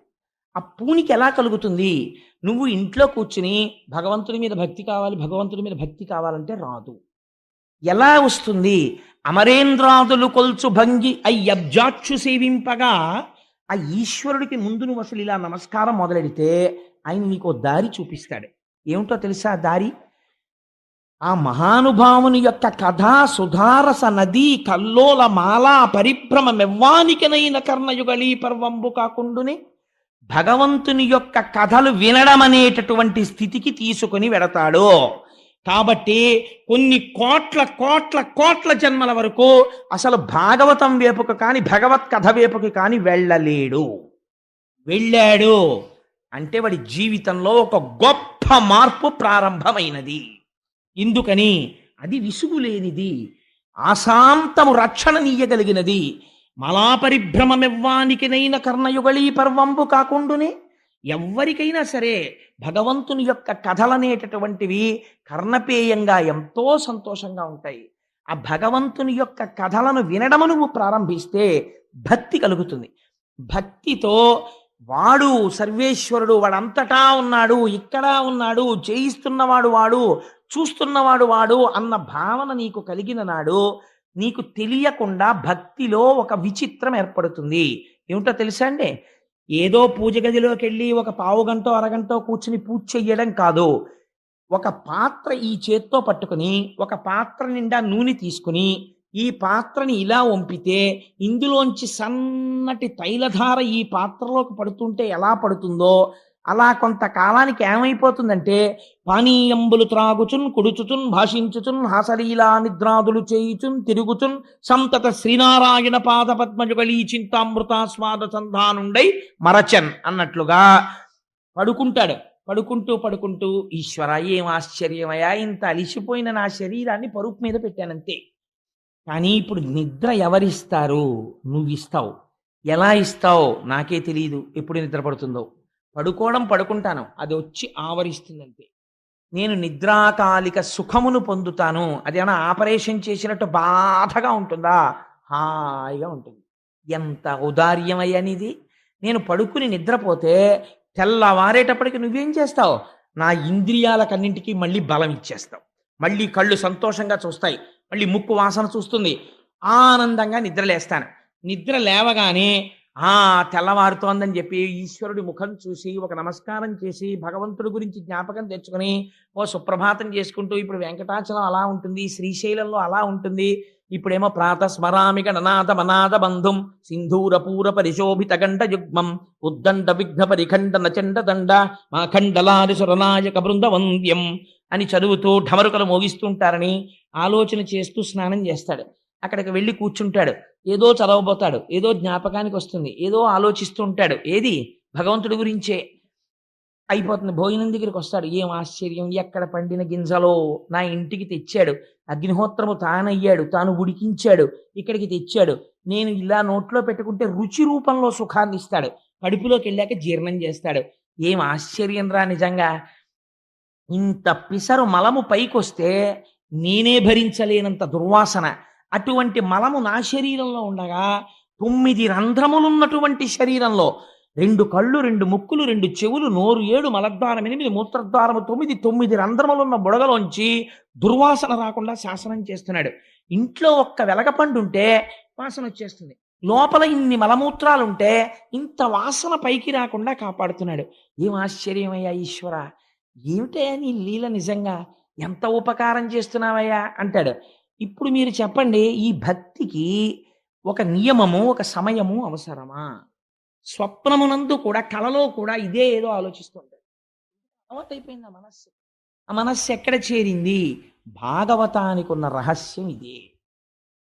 మనస్సుకుండేటటువంటి చాలా గొప్ప బలము, చాలా గొప్ప బలహీనత ఒక్కటే గుర్తుపెట్టుకోండి. అది తెలుసుకోకుండా భాగవతం వింటే అసలు అర్థం లేదు. మనస్సుకున్న చాలా గొప్ప బలం ఏమిటో తెలుసా అండి? అదే బలహీనత కూడా. మీరు ఉండమన్న చోట అది ఉండదు. మీరు మనస్సుని తీసుకెళ్ళి రేపు సత్యనారాయణ స్వామి వారి వ్రతం చేస్తాం కదా, సుబ్రహ్మణ్య శర్మ గారు ఎలా చదువుతారో మీరు చూద్దరు కానీ ఒక్కొక్క గ్రహాన్ని పిలుస్తారు, ఎలా పిలుస్తారో. మనం నిజంగా దృష్టి పెట్టి వింటూ ఉంటే ఆ ఆభరణాలు, ఆ దుస్తులు, ఆ రథం వాళ్ళు ఎక్కొస్తూ ఉంటారు. నిన్ననే ఆ లోపల సుబ్రహ్మణ్య శర్మ గారు మల్లాని చంద్రశేఖర శాస్త్రి గారు ఉటంకిస్తూ ఓ మాట అనుకున్నాం. మీరు పెట్టే అక్షతాగ్రహం, వక్కాగ్రహం, డబ్బాగ్రహం, శబ్దశక్తికి వస్తారు దేవతలు, వచ్చి కూర్చుంటారు అక్కడ. అంత జాగ్రత్తగా నడవాలి ఆ కార్యక్రమం. అందుకని పాపం గోపాలకృష్ణ గారు నిన్న రాత్రి కూడా కూర్చుని అది అంత అందంగా జరగాలని దాని గురించి పెద్ద ఎక్సర్సైజ్. ఎందుకని అంత అందంగా చెయ్యాలి కార్యక్రమం రేపు భీష్మే కాల్చినాడని. సరే, ఇంతకీ ఆ విషయం నేను ఎందుకు చెప్పానంటే, మీ శ్రద్ధ, ఆ శ్రద్ధ చేత ఏమవుతుంది? స్వప్నమునందు కూడా దాని యందే మనస్సు తగులుకొని ఉంటుంది. అనుషంగికముగా ఇతర వ్యాపారములు నడుస్తుంటాయి, కానీ లోపల మాత్రం ఎప్పుడు దాని యందే నిలబడిపోయి ఉండిపోతాడు. ఇది ఎలా ఉంటుంది అంటే, రమణ మహర్షి ఒక గొప్ప ఉదాహరణ చెప్తారు. ఆడవాళ్ళు నీటి కడవలు తల మీద పెట్టుకుని నడిచి వెళ్ళిపోతూ ఉంటారు. నడిచి వెళ్ళిపోతున్నప్పుడు ఒకళ్ళతో ఒకళ్ళు మాట్లాడుకుంటూ వెళ్ళిపోతూ ఉంటారు. కానీ కాలు దేని మీదైనా ఒక రాతి మీద పడింది అనుకోండి అని ఇలా కాలు పట్టుకోరు, అని కుండ పట్టుకుంటారు. తల మీద ఉన్న కుండని రక్షించుకోవడం దృష్టి ఉంటుంది. మాట్లాడుకుంటూ నవ్వుకుంటూ మాటలు చెప్పుకుంటూ వెళ్ళిపోతుంటారు. ఇవన్నీ జరుగుతున్నా దృష్టి తల మీద ఉన్న కుండ మీద ఉన్నట్టు భక్తి పరిణతి చెందితే నువ్వు ఏ పనిలో ఉన్నా నీ మనస్సు ఈశ్వర పాదముల దగ్గర ఉంటుంది. ఇది చేరగలుగుతాడు. ఎక్కడ ప్రారంభం? ఈశ్వర కథ వినడంతో ప్రారంభం. ఇప్పుడు మనస్సు ఏమైంది? ఒక బలహీనత ఉన్నది. ఏమిటా బలహీనత? నువ్వు ఈశ్వరుడి దగ్గర ఉండదు, వెళ్ళిపోతుంది ఇంకొంచెం. ఇప్పుడు వెళ్ళిపోయే మనస్సే బలం. ఇప్పుడు మీరు దాన్ని వెళ్ళిపోవడం ఎలా వెళ్ళిపోయేటట్టు చేస్తున్నారు? మీరు ఆలంబనం అందిస్తున్నారు దానికి భాగవతం చెప్పారు. ఇప్పుడు ఈ భాగవతంలో ఏం చెప్తారు? భగవంతుడి యొక్క లీలావతార వర్ణనం, ఎన్ని అవతారాలు ఎత్తాడు, ఎలా చేశాడు, ఎదురెదురు మీరు వింటారు. దక్షయజ్ఞ ధ్వంసం దగ్గర నుంచి ఇవాళ అదృష్టం ఉంటే మనకి ఆదివరాహమూర్తి వస్తారు, యజ్ఞవరాహమూర్తి. ఆ వరాహమూర్తి అవతారం దగ్గర నుంచి ఇవన్నీ వచ్చేస్తే మీరు విని విని విని విని విని రాత్రి ఇంటికి వెళ్ళి పడుకున్నారనుకోండి, మీకు ఆ యజ్ఞవరాహమూర్తి యొక్క ఆవిర్భావం కనపడుతుంటుంది. ఎలా కనపడుతుంది? నీ చెప్తే కనపడదు, మీ మనస్సు లగ్నమైతే కనపడుతుంది. ఇక్కడ అదే వినపడుతుంటుంది. రాత్రి నిద్రపోతున్నా ఈ మాటలు చెవులో వినపడుతుంటాయి. ఇప్పుడు ఏమైపోయింది మీ మనస్సు? అంతకుముందు టీవీ సీరియల్ మీద ఉండేది, ఇప్పుడు యజ్ఞవరాహమూర్తి మీద ఉంటుంది. తప్పు దానిదా, ఆసారాన్ని అందివ్వడంలో తేడా చేసిన మనదా? మీరు ఇంద్రియాల్ని ఎలా వాడితే అది అలా పుచ్చుకుంటుంది, దాని తప్పే ఉండదు. మీరు తీసుకెళ్ళి దుష్ట వస్తువు ముందు దాన్ని పెట్టారనుకోండి, దాన్నే పట్టుకుంటుంది. అందుకే మీరు ధ్యానంలో ఒక మాట చెప్తారు, మీరు చూడండి. దీపం వంక మీరు అలా చాలాసేపు చూసి కళ్ళు మూసుకున్నారనుకోండి, వెంటనే దీపశిఖ కళ్ళల్లో కనపడుతుంది. మీరు ఇంద్రియాలతో ఏ వస్తువుని తాదాత్మ్యతతో జాగృతిలో చూశారో దాన్నే స్వప్నంలో కూడా చూపిస్తూ ఉంటుంది సాధ్యమైన త్వరలో. సంస్కారము కూడా దాన్ని బట్టి వస్తూ ఉంటుంది. మీరు దానికి ఈశ్వరుని అలవాటు చేసేశారనుకోండి, గుళ్ళోకి వెళ్ళడం, ప్రదక్షిణం చేయడం, ఎప్పుడు ఏదో భగవంతుడి గురించి మాట్లాడుకున్న ముందు మొరాయిస్తుంది, వద్దు వద్దు వద్దు అంటుంది. కానీ దానికి ఉన్న గొప్పతనం ఏమిటో తెలుసా అండి? ఊరుకుంటుంది. సరేలే అయితే అదే బాగుందంటుంది. మీరు బలవంతంగా ఓ 3 నెలలు గుడికి తీసుకెళ్ళడం అలవాటు చేయండి శరీరాన్ని. ఓ రోజు మీరు మానేశారనుకోండి, ఇవాళ గుళ్ళోకి వెళ్ళలేదు, ఇవాళ గుళ్ళోకి వెళ్ళలేదు, ఇవాళ గుళ్ళోకి వెళ్ళలేదు అంటుంది. అది విచిత్రం. ఈ లక్షణం పాముకుందండి. ఇలా మనిషి కనపడితే బుస్సుమనే పాము 10 మాటలు పాముల వాడు అలవాటు చేస్తే అంతమంది మనుషులు చుట్టూ కూర్చున్నా సరే వాడు ఊతుంటే అది పడగ విప్పలా ఆడుతుంది. ఒక పావుకి అలవాటైంది మన మనస్సుకు అలవాటు చేయలేకపోతే దోషం ఎవరిది? మనదే. మన యందు ప్రయత్నం లేదు. దీన్ని శుకుడు ఎత్తి చూపిస్తున్నాడు భాగవతంలో. అందుకని మనస్సుకి ఆలంబనం ఇస్తుంది భాగవతం, మారుస్తుంది మనస్సుని, ఈశ్వరుడి వైపుకి తిప్పుతుంది. ఇది అందరూ పొందగలరా? ఈ అదృష్టం పొందాలంటే పుణ్యబలం ఉండాలి, ఈశ్వర అనుగ్రహం ఉండాలి. ఎవరికి అనుగ్రహం ఉంటుందో వాళ్ళనే ఆయన అడ్మిట్ చేస్తాడు. అందరినీ తీసుకొచ్చి కూర్చోపెట్టడు. శుకుడి దగ్గర పరీక్షిత్తుని మాత్రమే వినేటట్టు చేశాడు. ఎవరెవరికి ఈశ్వరుడు అనుగ్రహిస్తే వాళ్ళు మాత్రమే భాగవతం వినగలరు తప్ప అందరూ భాగవతం వింటారనే నమ్మకం ఉంటుందా అంటే ఉండకపోవచ్చు. అందుచేత నువ్వు భగవత్ కథాశ్రవణముతో ప్రారంభము చెయ్యి. ఈ సమస్త జగత్తుని సృష్టించిన వాడు ఆయనే.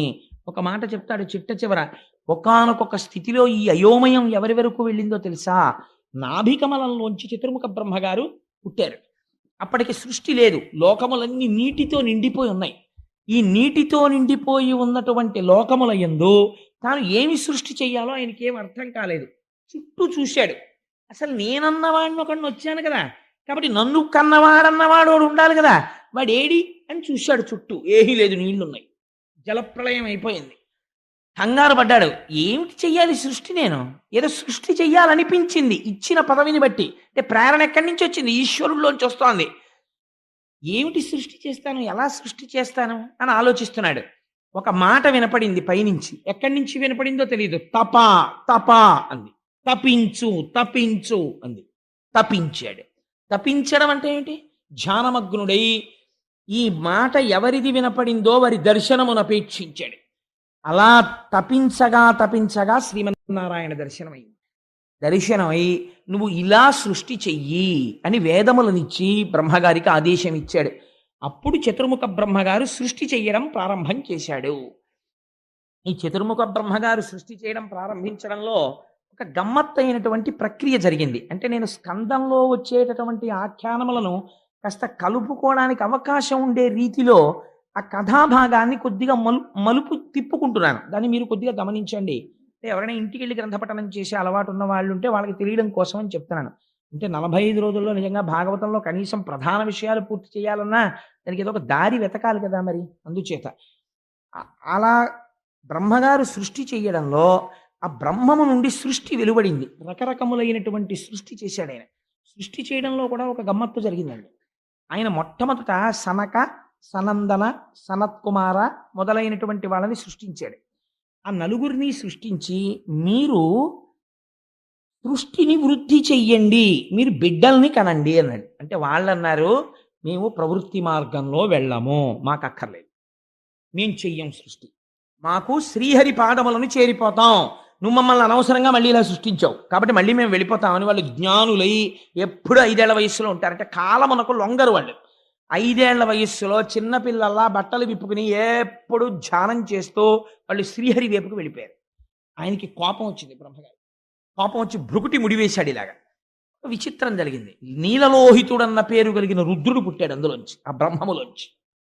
పుట్టి కింద పడ్డాడు. కింద పడివాడు ఏడుపు మొదలెట్టాడు. ఏడుస్తుంటే ఆయన అన్నాడు, ఏడవకు ఏడవకు అన్నాడు.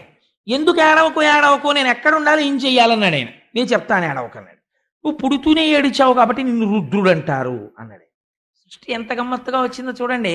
అంటే సంకల్పము చేత సృష్టి ప్రారంభమైంది. ముందు ఎక్కడ అంటే సంకల్పములోంచి రావడం ప్రారంభమైంది. దానికి ఆ మిథున సృష్టి అంటారు. ఇప్పుడు ఉన్నటువంటి సృష్టి మిథున సృష్టి. అంటే స్త్రీ పురుష మైథునం చేత సృష్టి జరుగుతూ ఉంటుంది.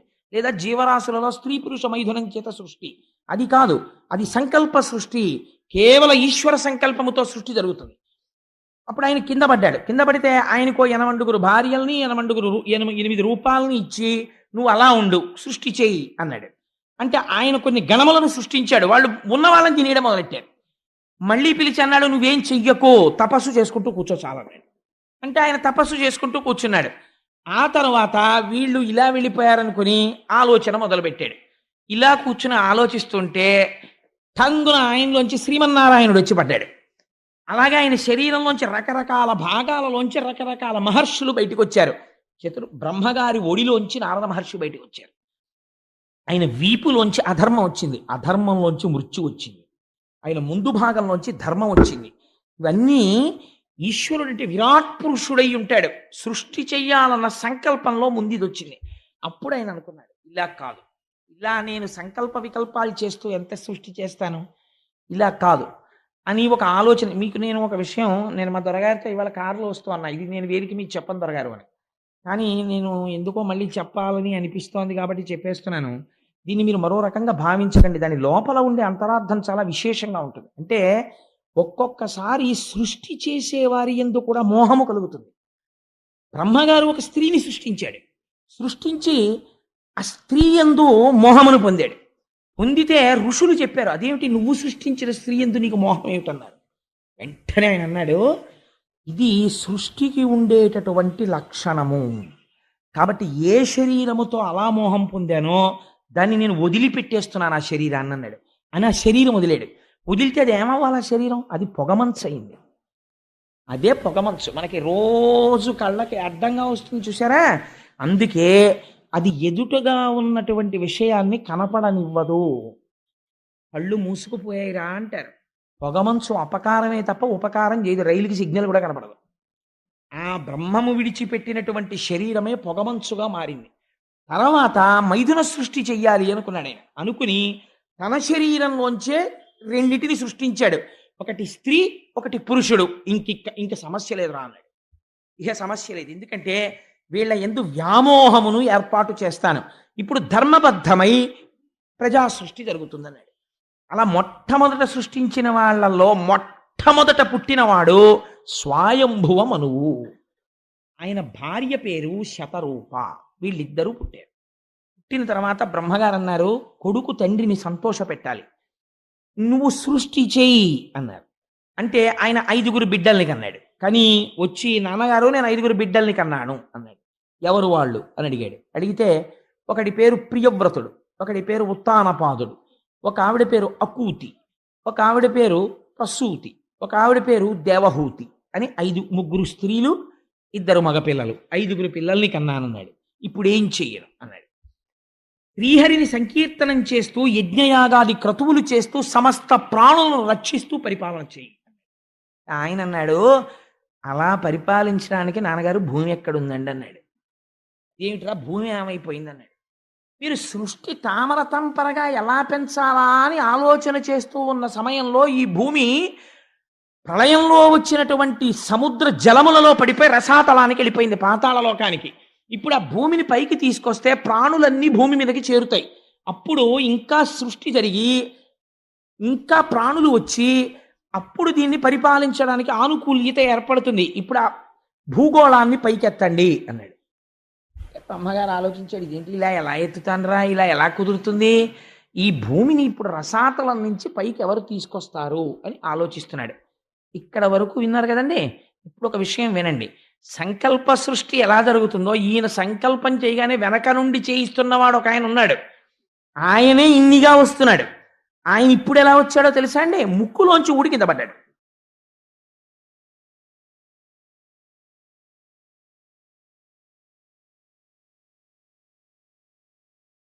యథార్థమైనటువంటి విషయం. ఇవన్నీ మీకు చిత్రంగా ఉన్నట్లుగా అనిపిస్తాయి, కానీ పరమ యథార్థములు.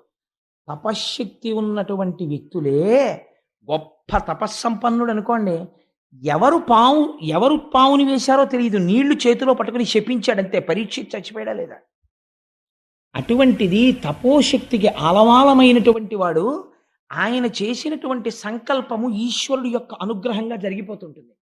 అందుకని ఆయన నాసికారంధ్రములలోంచి కింద పడింది. ఎవరు పడ్డారు? ఒక చిన్న వరాహమూర్తి ఒకటి కింద పడింది. అది పడడంతో యజ్ఞవరాహమూర్తి అర్ధి అంగుష్టమాత్ర దేహంబుతోడ వియత్తల స్థాయియగుచు భూరి గజ ప్రమాణమయ్యే అచటనున్నవారల చూపులకు అద్భుతముగా. ఆ నాసికారంధ్రంలోంచి కింద పడినటువంటి ఈ వరాహం ఒక పెద్ద కొండంత అయిపోవడం మొదలెట్టింది. దంష్టలతోటి అయిపోయి ఇది ఇప్పుడు అడుగులు తీసి అడుగులు వేయడం మొదలెట్టింది. దీనికి ఎవరు ఏం చెప్పలేదు నువ్వు ఇలా చెయ్యాలని. అందరూ ఆశ్చర్యపోతున్నారు, ఇది ఎక్కడి నుంచి వచ్చిందిరో అని చూస్తున్నారా ఉన్నవాళ్ళు ఋషులు. వాళ్ళకి అర్థమైంది, ఈ సంకల్పమును అనుసరించి భూగోళాన్ని పైకెత్తడానికి ఈశ్వరుడు ఎవడు మొట్టమొదటి నుంచి చివరి వరకు ఉంటున్నాడో వాడు వచ్చాడు. అంటే మొదటి అవతారము వచ్చినది. ఇప్పుడు ఎవరు వచ్చారు? అసలు మనం అందరం ఉండడానికి కావలసినటువంటి భూమిని పైకెత్తి మనకి నివాసం ఇవ్వడానికి ఈశ్వరుడు ఈ రూపమును పొంది వచ్చి ఉన్నాడు. ఎంత కృతజ్ఞులమై ఉండాలి ఆయనకి. ఇవాళ మనం ఉన్నామంటే ఆయన కృతజ్ఞత. ఇది మొదటి అవతారంగా వచ్చేసింది. ఇది యజ్ఞవరాహం కింద వచ్చింది. వస్తూ ఏం చేసింది? అడుగులు తీసి అడుగులు వేస్తోంది. వేస్తూ సముద్రంలో దూకింది. దూకితే పెద్ద చప్పుడు వచ్చింది. అది మూపు పెట్టి వెతుకుతోంది భూమి కోసం. వెతుకుతూ వెతుకుతూ ముఖం నిండా నీళ్లు అంటుకుపోయి అంటుకుపోతే పైకెత్తి ఇలా ఇలా అంది. అంటే అవి వెళ్ళి కొన్ని రాజ్యాల్లో పడ్డాయి. రేపు విందురుగాని కర్దమ ప్రజాపతి దేవహూతి వస్తుంది.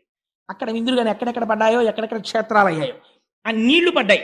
పడితే ఋషులందరూ వెళ్ళి ఋగ్యజు సామవేదములతో స్తోత్రం చేస్తూ ఆ నీళ్లు మీద పడేటట్టు నించున్నారు. ఎందుకని? ఈ కంటికి గోచరం అవని వాడు రక్షించడం కోసమని ఒక విచిత్రమైన మూర్తిగా వచ్చాడు. వచ్చి నీటితో తడిసిన దేహంలో ఉన్న నీటిని చిమ్ముతున్నాడు. ఇది మానసికముగా మీ మీద పడాలి. ఇప్పుడు యజ్ఞవరాహమూర్తి మీద ఉన్న నీరు మీరు ఇక్కడ దర్శనం చెయ్యాలి. చేస్తే పడుతుందని. అందుకే అది యజ్ఞవరాహం, పైకి వరాహం కాదు. అది ఎలా వస్తుంది? ఇక్కడ వరకు విన్నారు కదండి. ఆగండి అలాగా, ఓసారి వెనక్కి వెళ్ళండి. ఇప్పుడు అడిగాడు ఒక ప్రశ్న. ఎవరు అడిగారు? విదురుడు అడిగాడు మైత్రేయుణ్ణి. ఎందుకు అడిగాడు అంటే, విదురుడు కురుసభలో ఉండగా అవమానం చేశారు ఆయన్ని. అవమానం చేస్తే ఆ విదురుడు బయలుదేరి వెళ్ళిపోయాడు. వెళ్ళిపోయి ఉద్ధవుడి దగ్గరికి వెళ్ళి ఉద్ధవుడిని అడిగాడు, కృష్ణ భగవానుడు ఎక్కడున్నాడు అని. అంటే ఉద్ధవుడు చెప్పాడు, కృష్ణుడు నిర్యాణం చెందాడు, యాదవులందరూ వెళ్ళిపోయారు. మరి నువ్వు యాదవుడవు కదా, ఎందుకు ఉండిపోయాడని అడిగాడు పరీక్షిత్ శుకుణ్ణి. అడిగితే కృష్ణుడికి ఏ జ్ఞానం ఉందో అది ఉద్ధవుడికి ఉంది. కృష్ణుడి తర్వాత లోకానికి చెప్పడం కోసం ఉద్ధవుడిని ఉంచేశాడు భూమి మీద. అందుకని చెప్పి ఆ ఉద్ధవుడు బదరికాశ్రమానికి వెళ్ళిపోమ్మని శ్రీమన్నారాయణ ఆదేశాన్ని అనుసరించి వెళ్ళిపోతున్నాడు. వెళ్ళిపోతుంటే విదురుడు వెళ్ళి, నువ్వు శ్రీమన్నారాయణుడి దగ్గర కృష్ణుడి దగ్గర నేర్చుకున్నటువంటి భాగవత జ్ఞానం నాకు చెప్పమని అడిగాడు. అడిగితే నా దగ్గరే కాదు, అది మైత్రేయుడికి కూడా చెప్పాడు. మైత్రేయుడు హరిద్వారంలో ఉన్నాడు, అక్కడికి వెళ్ళి వినమన్నాడు. గంగపడిన చోటైన హరిద్వారం దగ్గరికి వెళ్ళి హరిద్వారంలో భాగవత జ్ఞానాన్ని విన్నాడు. విన్నప్పుడు ఒక విచిత్రమైన ప్రశ్న వేశాడు. ఇంతవరకు బానే ఉంది. యజ్ఞవరాహం వచ్చినప్పుడు ఒక ఈయన ఎంత గొప్ప మూర్తో అంత గొప్ప రాక్షసుడు వచ్చాడు నీళ్లలోంచి. వాడు అనవసరంగా వచ్చి ఈయన మీద కలిగిపడ్డాడు. వీళ్ళందరూ స్తోత్రం చేస్తున్నాడు, వాడు ఒక్కడే కలిగిపడ్డాడు. ఈయన వాడిని చంపి అవతల పారేశాడయా అన్నారు. ఆ వచ్చిన వాడెవడు, ఎందుకు వచ్చాడు, అందరూ నమస్కారం చేస్తే వాడొక్కడు యుద్ధం చేయడం ఏమిటి, అసలు అదేదో చెప్పు నాకు అన్నాడు పరీక్షిత్. అంటే శుకుడు, ఇలా అడిగేవాడి కోసమే నేను చూస్తున్నానయా, చెప్తాను వినన్నాడు. ఇప్పుడు మీరు ఇక్కడి నుంచి జాగ్రత్తగా వినండి. ఇప్పుడు అంటే మీకు సౌకర్యం కోసం నేను కథాభాగాన్ని కొద్దిగా మలుపులు మార్చుకుని చెప్తున్నాను, తేలిగ్గా అందుతుందని. ఒకప్పుడు కశ్యప ప్రజాపతి తన భార్యలు, ఆ కశ్యప ప్రజాపతికి 13 మంది భార్యలు. 13 మంది భార్యలతోనూ ధర్మబద్ధమైనటువంటి జీవితాన్ని కొనసాగిస్తున్నాడు. ఒకరోజు సాయంకాలం ఆయన అగ్నికార్యం చేసుకుంటున్నారు. అసుర సంధ్య వేళ ప్రారంభమైంది. అసుర సంధ్య వేళ అంటే దాన్ని సంధికాలం, పగలు కాదు రాత్రి కాదు. సూర్యాస్తమయం అంటాం కానీ సూర్యుడికి అస్తమయం లేదు కదండి, భూమి తిరుగుతుంది. అందుకని సూర్యుడి యొక్క వెలుతురు భూమి మీద ప్రసరించని సమయము, చంద్రోదయము కాని సమయము, దీన్ని ఉత్తర సంధ్య అంటారు. ఈ ఉత్తర సంధ్య పూర్వ సంధ్య కన్నా పవిత్రం. ఈ ఉత్తర సంధ్యలో 3 పనులు మాత్రం ఎట్టి పరిస్థితుల్లో చేయకూడదు, శాస్త్రంలో నిషిద్ధం. చీకటి పడే వేళ, పగలు పూర్తయ్యే వేళ, ఈ రెండిటికి నడుమ ఉన్న ఉత్తర సంధ్యలో పొరపాటున కూడా 3 పనులు చేయరాదు. ఏమవి? 1, భుజించరాదు, తినకూడదు. కలియుగం వచ్చిందని గుర్తేమిటి? ధర్మభ్రష్టత్వం. బళ్ళ ముందు కూడా నిలబడి ఎడం చేతిలో పెట్టుకు తినేస్తూ ఉంటాం అసుర సంధ్య వేళలో. వేళావేళలు లేవు కాబట్టి 1, తినడం నిషిద్ధం. అది ఉగ్రవేళ. మనస్సునందు క్రౌర్యముతో కూడిన ఆలోచనలు వస్తాయి, 6వ వంతు మనస్సై. 2వదేది నిద్రించరాదు. 3వదేది మైథునము జరపరాదు. ఈ 3 నిషిద్ధాలు. మైథునం అంటే స్త్రీ పురుష సంభోగం, జరపరాదు. కానీ గమ్మత్తు ఏమైందంటే, కశ్యప ప్రజాపతి అగ్నికార్యం చేసుకుంటున్నారు. ఆయన సాక్షాత్తుగా రాశీభూతమైనటువంటి తపశ్శక్తి, అటువంటి మహానుభావుడు. ఆయన దగ్గరికి దితి అనబడేటటువంటి భార్య వచ్చింది. వచ్చి ఆయనతో ఒక మాట అంది. ఆవిడ చాలా అందంగా మాట్లాడిందండి. ఆవిడ మామూలుగా మాట్లాడలేదు. ఆవిడంది, నా మీద మన్మధుడు బాణప్రయోగం చేశాడు. నేను ఆ బాణప్రయోగపు తాకిడికి నేను తట్టుకోలేక నిలువెల్లా కదిలిపోతున్నాను. నీవు నా భర్తవి, అందుచేత నువ్వు నన్ను అనుగ్రహించి నాలో కలిగినటువంటి ఈ కామావేశమునకు ఉపశాంతిని కల్పించు అని చెప్తూ ఆవిడ ఒక మాట చెప్పింది. నేను ఇలా అడగడం వెనకాతల ఒక రహస్యం ఉంది అని. ఏమిటి అన్నాడు కశ్యపుడు. అంటే, అనధర్మపత్ని వలనను మునుకొని తా పుత్ర రూపమున ఉదయించున్, దీపించిన దీపముచే దీపము 2 కాదే సికి ఒకటయ్యున్. అంటే కామాన్ని ధర్మంతో కలిపే ప్రయత్నం చేసింది దితి. ఆవిడ ఆ స్థితిలో దోషం పట్టలేము. ఆవిడంది, 13 మంది భార్యలు ఉన్నారు నీకు, మేమందరం ఏకగర్భ సంజాతులం, ఒక తల్లి పిల్లలం. 13 మందిని ప్రజాపతి నీకు ఇచ్చి పెళ్లి చేశాడు. అందులో 12 మందికి సంతానం కలిగారు. ఇంకా నాకు సంతానం కలగలేదు. సాధారణంగా భార్యాభర్తల యొక్క అనుబంధంలో ఒక గొప్ప సిద్ధాంతం ఉంది, ఆత్మావై పుత్రనామాసి.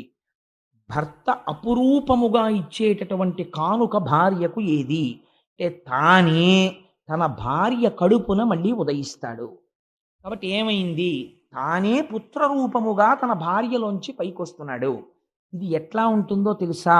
ఆవిడంది, తన ధర్మపత్ని వలనను మునుకొని తా పుత్రరూపమున ఉదయించున్. పురుషుడు తన ధర్మపత్నితో సమాగమం చేసి తానే కొడుకుగా పైకి రావాలి. అది ధర్మం, ధర్మపత్ని విషయంలో. ఇది దీపించిన దీపముచే దీపము రెండు కాదు సికి ఒకటయ్యున్. ఒక దీపాన్ని పట్టుకెళ్ళి ఇంకో దీపాన్ని వెలిగిస్తాం, 2 జ్యోతులు వెలుగుతున్నట్టు కనపడుతుంది. కానీ ఒత్తుల యొక్క పొడుగు పొట్టి ఉండొచ్చు, ప్రమిద ఒకటి ఎర్రగా ఉండొచ్చు, ఒకటి నల్లగా ఉండొచ్చు, నూనె ఒక దాంట్లో ఎక్కువ ఉండొచ్చు, తక్కువ ఉండొచ్చు. కానీ సమాన ధర్మం ఉన్నది మాత్రం ఒకటి ఉంది. ఏది? శిఖి. ఆ దీపం చివర వెలుగుతున్న జ్యోతి మాత్రం ఒకటే. దానిది అదే జ్యోతి, దీనిది ఇదే జ్యోతి. ఈ జ్యోతికి ఆ జ్యోతికి తేడా లేదు. కాబట్టి తండ్రికి కుమారుడికి భేదం లేదు. తండ్రికి కుమారుడికి భేదం లేకపోయినా రెండుగా కనపడేటట్టు చేయగలిగిన శక్తి ప్రపంచంలో ధర్మపత్ని ఒక్కతే. ఆవిడ మాత్రమే అధికారమును పొంది ఉంటుంది. తన భర్తని కొడుకుగా ప్రపంచమునందు నడిచేటట్టు చేయగలదు, ఆయన తేజస్సుని తాను గ్రహించి. కాబట్టి నేను నీ తేజస్సుని నా యందు ప్రవేశపెట్టమని అడుగుతున్నాను. ధర్మమునకు లోపం ఎక్కడుంది? నాకు సంతానమును కటాక్షించు. ఎంత ధర్మబద్ధంగా అడిగింది చూడండి. ఆయన అన్నాడు, నిజంగా భార్యాభర్తలంటే ఇలా మాట్లాడుకోవాలా అనిపిస్తుంది ఒక్కొక్కసారి. భాగవతం చదువుతుంటే, కావ్యాలు చదువుతుంటే, పురాణాలు చదువుతుంటే. ఆయన అన్నాడు, భార్య అంటే ఎవరో తెలుసా దితి? భార్య ఉన్నవాడంత అదృష్టవంతుడు ప్రపంచమునందు లేడు. ఎందుచేతనో తెలుసా? శత్రువులు వచ్చినా సరే దుర్భేద్యమైనటువంటి దుర్గమునందు కూర్చున్న రాజు ఎంత ధైర్యంగా ఉంటాడో, ఇంద్రియముల యొక్క అలజడిని ధర్మబద్ధము చేయగలిగినటువంటి భార్య దుర్గము వంటిది. ఎందుకని?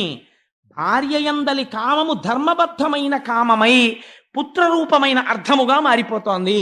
ధర్మపత్ని వలన ధర్మబద్ధమైన కామము ధర్మబద్ధమైన పుత్రరూపమైన అర్థమునిచ్చి మోక్షము వైపుకి నడిపిస్తోంది ఆయన గయాశ్రాద్ధం పెట్టడం వల్ల. కాబట్టి భార్య అనేది సముత్కృష్టమైనటువంటి స్థానమును అధిరోహించి ఉన్నది. నీ వంటి భార్యని పొంది ఉండడం నా అదృష్టం. ఒకసారి భార్యని పొందిన తర్వాత ఇంటి నిర్వహణ బాధ్యత అంతా భార్య చూసుకుంటుంది. తాను హాయిగా ధర్మకార్యాచరణమునందు పురుషుడు ప్రవర్తిస్తాడు. అదేమిటంటే మరి పాపం అలా ఆడవాళ్ళని ఇబ్బంది పెట్టేయచ్చా పురాణాలని మీరు అనుకోక్కర్లేదు. ఆయన ధర్మం చేసేసుకుంటాడు, ఆవిడ వంట చేసుకుంటుందా అని.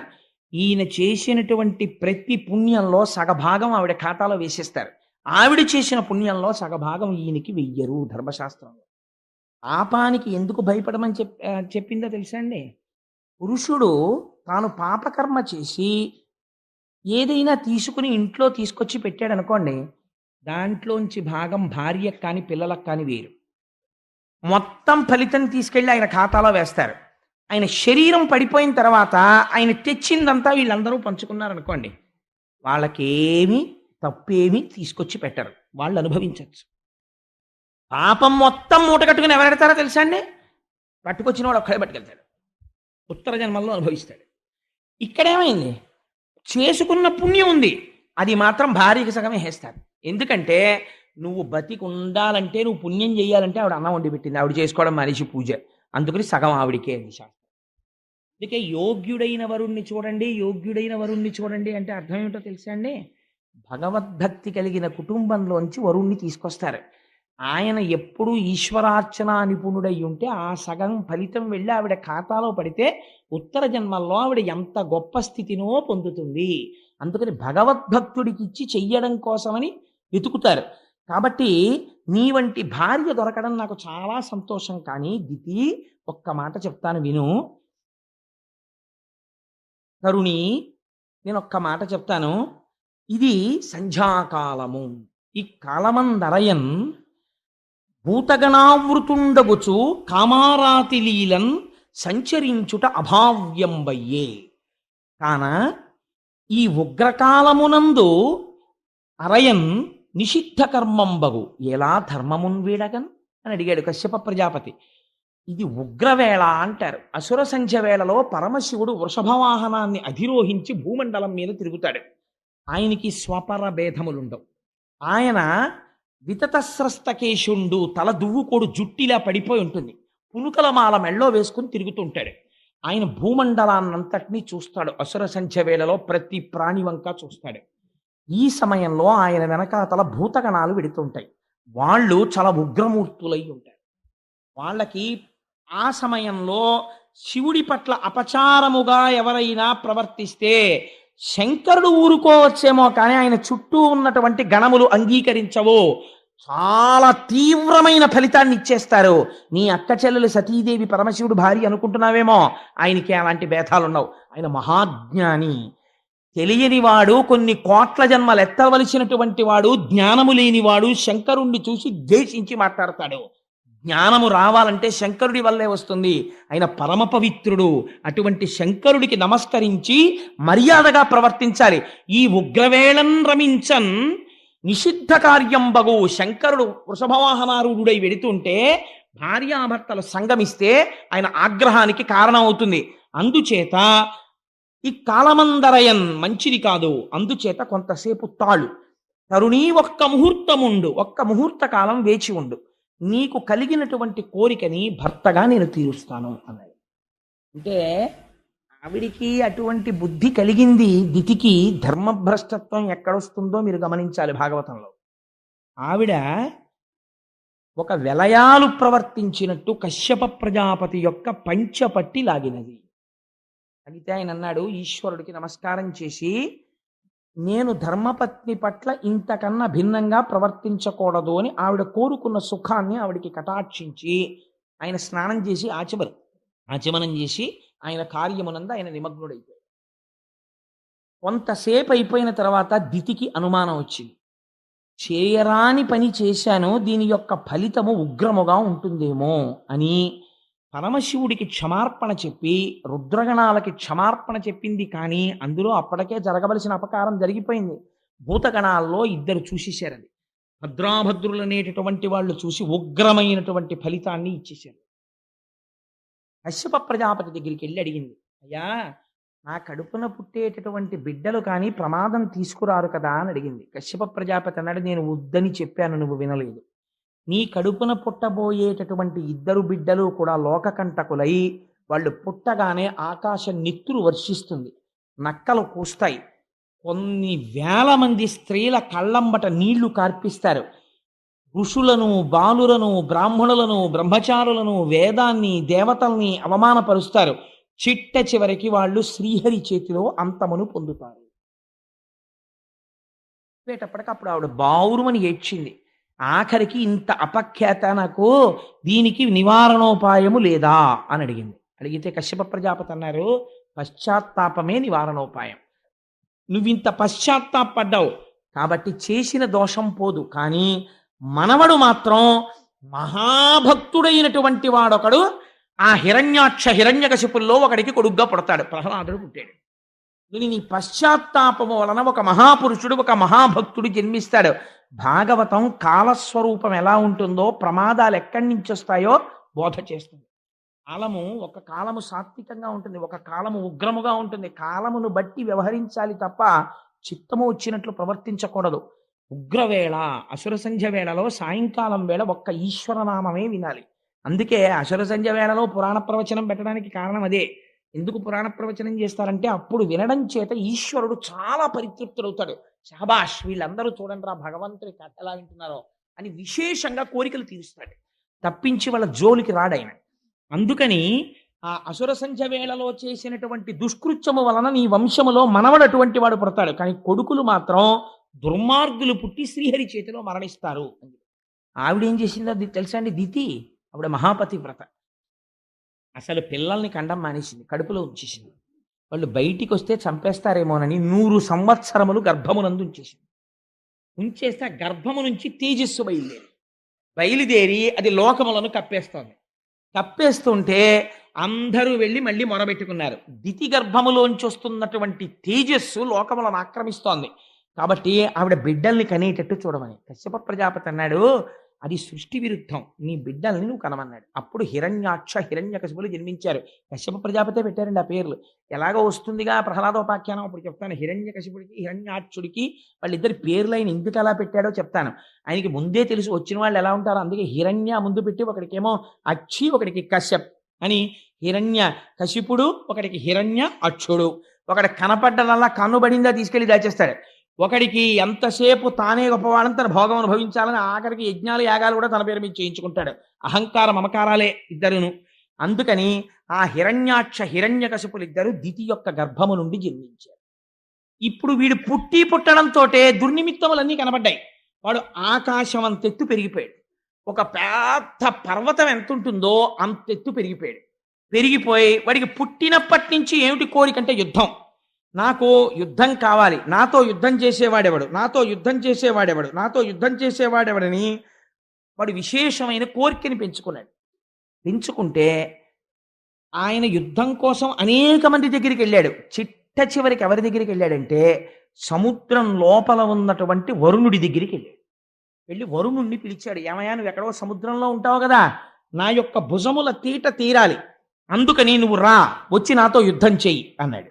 అంటే ఆయన అన్నాడు, నీకోసం వచ్చేవాడు ఒక ఆయన ఉన్నాడురా, నాతో యుద్ధం ఎందుకు నీకు, నువ్వు అసలు ఎవరి చేతిలో చావాలని నిర్ణయం అయిపోయిందో వాడు వచ్చేసే సమయం అయిపోయింది, నువ్వు ఒక్కసారి ఆ సముద్రం మీదకి వెళ్ళి నీకు కనపడతాడు, ఆయనతో యుద్ధం చేయి, చచ్చిపోదు కదా. నిర్ణయం అయిపోయిందన్నమాట వరుణుడు ఎలా చెప్పగలిగాడు అంటే దీని వెనకకి మళ్ళీ ఇంకొక ఆఖ్యానం కలుస్తుంది. ఈ భద్రాభద్రులనేటటువంటి రుద్రగణములు చూసి వీళ్ళ యందు ఉగ్రమైనటువంటి బిడ్డలు పుట్టాలని ఎప్పుడైతే నిర్ణయం జరిగిందో, ఎంత శివకేశవ అభేదంగా నడుస్తుందో చూడండి పురాణం. శ్రీ మహావిష్ణువు దగ్గర ఇద్దరు పార్షదులు ఉన్నారు, జయ విజయులని. వైకుంఠంలో వాళ్ళిద్దరు ద్వారం దగ్గర నిలబడతారు. అంటే 7 ద్వారములు ఉంటాయి. 7వ ద్వారం దాటితే లోపల ఇంకా స్వామి దర్శనం అవుతుంది. 7వ ద్వారానికి అటు ఇటు నిలబడి ఉన్నారు. నిలబడి ఉంటే సనక సనందనాదులు లోపలికి వెళ్ళారు. వైకుంఠానికి ఉన్న గొప్పతనమేమి అంటే ఒక విషయం చెప్పారు. అందులో ఆ వైకుంఠంలో ఉండేటటువంటి గోడలు మణులతో నిర్మించబడి ఉంటే లక్ష్మీదేవి తన చేతిలో పట్టుకున్నటువంటి కలువ పువ్వుతో ఆ గోడల్ని తుడుస్తూ ఉంటుంది. అంటే మనం కూడా ఇంటీరియర్ డెకరేషన్ ఎలా చేసుకుంటామో అలా ఉంటుంది. అసలు అక్కడ పాపచిత్తుడు, మాయ కలిగిన వాడు, చిత్తుల మారి హృదయమునందు నైర్మల్యము లేనివాడు అందులో ప్రవేశించడు. ఎప్పుడు భగవంతుని యందు భక్తి కలిగిన వాళ్ళు అందులో తిరుగుతూ ఉంటారు. అక్కడ జయ విజయులు నిలబడి ఉన్నారు కాపలాగా. నిలబడి ఉంటే 6 ద్వారములు దాటి సనక సనందనాదులు వెళ్ళారు. వాళ్ళు మహాజ్ఞానులు, నిరంతరము భగవంతుని యొక్క పాదముల యందు భక్తితో ఉండేటటువంటి స్వరూపం ఉన్నవారు. వారు వెళ్ళి 7వ ఆ ద్వారం దగ్గరికి వెళ్ళి నిలబడ్డారు. నిలబడితే జయ విజయులు అన్నారు, లోపలికి వెళ్ళడానికి వీలు లేదు అన్నారు. అంటే ఆ మాత్రానికి కోపం వచ్చేస్తుందండి. ఏదో కారణం ఉండాలి కదా. కారణం లేకుండా ఏదో ఒక ఆఫీసర్ గారి రూమ్లోకి ఎడుతున్నాం అనుకోండి, ఆఫీసర్ గారి రూమ్లోకి ఎడుతుంటే మేషర్ కాసేపు ఆగండి, లోపల ఆఫీసర్ గారు ఎవరితోనో మాట్లాడుతున్నారు అన్నారు అనుకోండి, వెంటనే కప్ప వాటర్ బాటిల్లో నీళ్లు తీసి పోసి చెప్పించేయడమే. దానికి లోపల ఎవరితోనో మాట్లాడుతున్నారంటే కాసేపు కూర్చోవాలి, ఆగాలి, లేకపోతే విజిటర్స్ స్లిప్ పంపించాలి. ఆదరణ ఉంటే అయ్యో రమ్మను తప్పకుండాను అని చెప్పి గొప్ప కాసేపు మాట్లాడతారు. అంతేకాని ఆ బయట ఉన్నవాడిని శపించేయడం ఎందుకు? మరి సనక సనందనాదులు వెంటనే జై విజయుల్ని శపించేస్తే అది అర్థరహితమైన విషయమా కాదా పురాణంలో? ఇంకా వాళ్ళేం బ్రహ్మజ్ఞానులండి. వాళ్ళు శపించడానికి ఒక కారణం ఉండాలి. వాళ్ళు ఆ కారణం చూపించారు. వాళ్ళు అన్నారు, ఇది వైకుంఠం, వైకుంఠమునందు మాత్సర్యం ఉండదు. ఇక్కడ ఎవ్వరూ కూడా ఒకరి మీద ఒకరికి మత్సరం ఉండదు. అసలు ఎవరి మీద ఎవరికి పగ ఉండదు. కాబట్టి ఎవరి మీద ఎవరికి ప్రతీకారం ఉండదు. ఇక్కడ ఎవరు ఎవరికి హాని చెయ్యరు. ఎవరు హాని చేసేవాళ్ళు లేనప్పుడు లోపలికి వెళ్ళి ఈశ్వరుణ్ణి దర్శించుకోవడానికి మెటల్ డిటెక్టర్లు, పరీక్షలు ఎందుకు? మళ్ళీ ఎందుకు ఆపినట్టు? పోనీ లోపల ఉన్నాయన ఏమైనా విజిటింగ్ అవర్స్ పెట్టాడా? ఫలానా టైంలోనే పంపించండి, మిగిలిన టైమ్స్లో వద్దు అని చెప్పేటటువంటి వాడైతే మీరు అడ్డు పెట్టినందుకు మేము అంగీకరిస్తాం. ఆయన భక్తపరాధీనుడు. ఆయన భక్తులైనటువంటి వాళ్ళు వస్తే చాలు ఆర్తితో ఆయన ఎదురొచ్చేటటువంటి స్వభావం ఉన్నవాడు. అటువంటి వాడు లోపలుంటే వెళ్ళడానికి మేమొస్తే మా హృదయములో ఆయన్ని దర్శనం చెయ్యాలన్న కాంక్ష తప్ప వేరొకటి లేకుండా ఉంటే మధ్యలో అడ్డు పెట్టడం మీకు మించిన స్వాతంత్రం. మీ మించిన స్వాతంత్రానికి మీరు పోయారు కాబట్టి, మత్సరము లేని చోట మత్సరాన్ని సృష్టిస్తున్నారు కాబట్టి, ఏది ఎక్కడ ఉండకూడదో దాన్ని మీరు చూడటం మొదలు పెట్టారు కాబట్టి, అది ఎక్కడ పుష్కలంగా దొరుకుతుందో ఆ భూలోకానికి పొందారు అనేటప్పటికీ వాళ్ళిద్దరూ కాళ్ళ మీద పడి పెద్ద ఏడుపు మొదలెట్టారు. ఇప్పుడు శ్రీమన్నారాయణుడు బయటకు వచ్చారు. స్వామి బయటికి వస్తే ఎలా ఉంటుందండి? ఆయన పుట్టుమచ్చ ఉంటుందిట, నల్లటి పుట్టుమచ్చ ఒకటి. ఆ పుట్టుమచ్చని శ్రీవత్సము అని పిలుస్తాం. అది చూసి జయ విజయులు పొంగిపోయారు. స్వామి, ఏమి అందగాడివయ్యా, నీ స్వరూపం మేము ఎప్పుడూ చూడలేదు. మా తండ్రి గారైనటువంటి చతుర్ముఖ బ్రహ్మగారు మాకు ఉపదేశం చేశారు. ఇలా ఉంటాడరా శ్రీమన్నారాయణుడంటే, మీరు రోజు ఉపాసన చెయ్యండి అని మాకు చెప్పారు. జలధరదేహు నాజాను చతుర్బాహు సరసీరుహక్షు విశాలవక్షు, ఎన్ని మార్లు చెప్పినా అదే వర్ణన. శంఖచక్ర గదా పద్మహస్తు, ఆ శంఖచక్ర గదా పద్మములను పట్టుకున్నవాడై పట్టు పీతాంబరాన్ని కట్టుకుని నిరంతరము లక్ష్మీదేవి చేత తులసితో కూడినటువంటి గంగాజలముల చేత కడగబడినటువంటి పాదములున్నవాడై మహానుభావుడు మంచి కౌస్తుభమణిని ధరించి వనమాల వేసుకుని ఉంటే అందులో గండు తుమ్మెదలు మకరంద పానం కోసమని రొద చేస్తూ ఉంటాయిట. ఆ రుక్మిణీదేవి అడిగింది, నేను ఎప్పటికైనా ఆ వనమాల వాసన చూడాలయ్యా నిన్ను కౌగిలించుకుని అని అడిగింది. ఆ వనమాలా విరాజితుడై రకరకములైనటువంటి ఆభరణములను దాల్చినటువంటి వాడై స్వామి నడిచి వస్తుంటే కదలిన బాహుపద క్రమంబున కంకణ రవము సూప అంటారు పోతన గారు. ఆయన అడుగు తీసి అడుగు వేస్తుంటే ఆయన పాదములకు పెట్టుకున్నటువంటి మంజీరములు మీరు ఎప్పుడైనా ఏడుకొండలవాడి యొక్క దర్శనం చేస్తే కనపడుతుంది. మీరు ఈ మాట వెళ్ళినప్పుడు జాగ్రత్తగా చూడండి. ఆయన మోకాళ్ళ దగ్గర కూడా పెద్ద పెద్ద కంకణాలు ఉంటాయి, ఇలాగా వాటికి మువ్వలు ఉంటాయి. మోకాళ్ళ దగ్గర కంకణాలు, ఇక్కడ పాదములకు మంజీరములు, ఈ కర్ణములకు చెవులకు ఇక్కడి నుంచి ఇక్కడ వరకు కర్ణాభరణములు.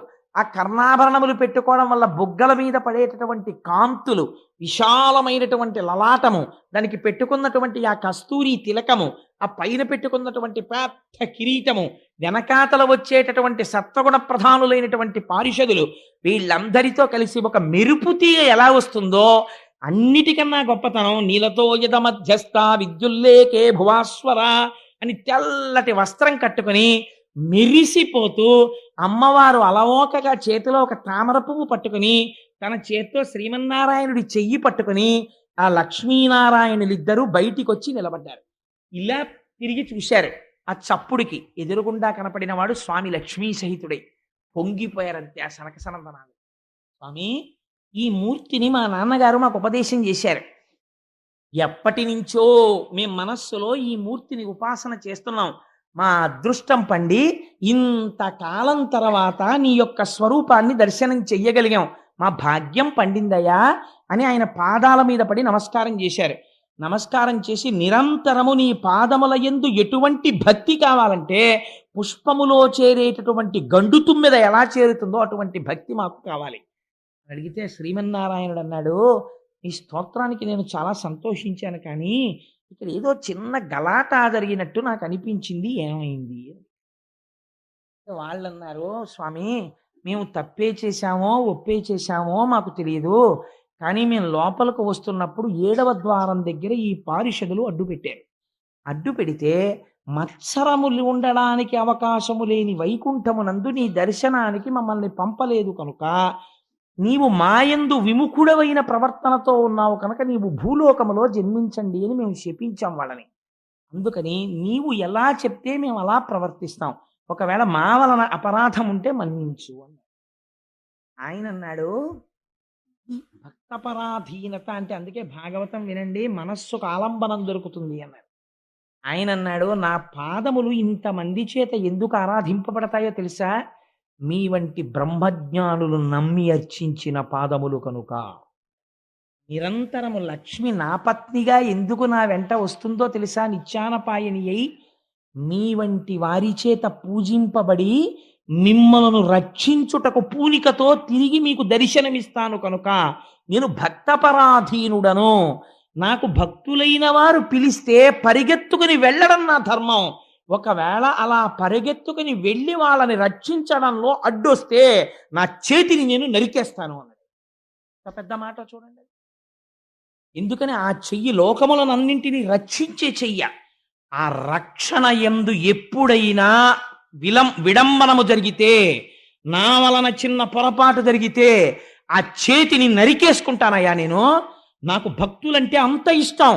అటువంటి ప్రభువు పాదములు నమ్మని వాడిని ఏమనుకోవాలి? కానీ అటువంటి మీరు నిరంతరము నన్ను తప్ప వేరొకటి కొలవని వారు, ఎప్పుడు నా పాదముల యందు మనస్సు పెట్టుకున్నవారు, చతుర్ముఖ బ్రహ్మగారంతటి వాడు సంసారమునందు ప్రవర్తించి సృష్టి చెయ్యమంటే చెయ్యకుండా కేవలము నా పంజరమునందు భక్తితో నిలబడిపోయిన మీకు లోపలికి రావడానికి జై విజయులు అడ్డు పెట్టడమా? వీళ్ళు మహాపచారం చేశారు. వీళ్ళు చేసిన అపచారం వల్ల ప్రపంచంలో కీర్తి ఎవరికి పోతుందో తెలుసా? నా వల్ల పోతుందన్నాడు. భాగవతం చదివడం, భాగవతం అర్థమైతే అసలు నిజంగా ఆఫీసర్లు తన క్యాబిన్ ముందుండేటటువంటి వాడు ఎంత జాగ్రత్త అయిన వాడిని వేసుకోవాలో చూడండి. ఆయన అన్నారు, శ్రీ మహావిష్ణువు ఒక అద్భుతమైనటువంటి విషయాన్ని ప్రతిపాదన చేశాడు. ఆయన తనువున పుట్టినట్టి బెడిదంబగు కుష్ట మహాగదంబుచే వనరి తదీయ చర్మము వివర్ణత నొందిన రీతి భృత్యులొప్పని పని చేసినన్ ప్రభుల బంధుర యశంబు మానము పేరు పెంపు చెడిపోయి దుర్యశము పొందుచునుందురు విష్టపంబునన్ అన్నాడంతే. నేను ఎందుకు మీరిచ్చిన శాపాన్ని అంగీకరిస్తున్నాను తెలుసా? వీళ్ళకి యుక్తాయుక్త విచక్షణ లేదు. వీళ్ళకి ఎవరిచ్చారు ఈ అధికారం? నేను ఇచ్చాను. నా క్యాబిన్ ముందు నించోండి అంటే 7వ ప్రాకారం ముందు మీరుండి లోపలికి పంపించండి అని చెప్పాను. పంపించండి అంటే ఉద్దేశం వచ్చిన ప్రతివాణ్ణి అలా నించోపెట్టమనే. అంతరము తెలిసి ఉండాలి. లోపలికి ఎవరు వెళ్ళాలి, ఎవరిని మనం తొందరగా ప్రవేశపెట్టాలనేది చూసుకుని ముందు వాళ్ళు నమస్కారం చేసి ప్రవేశపెట్టగలిగిన సంస్కారం ఉన్నవాడు అక్కడ ఉండాలి. అలా ఉండలేదు. ఉండకపోవడం వల్ల ఏమైపోయిందో తెలుసా? కుష్ఠరోగం ఎక్కడ పుట్టింది?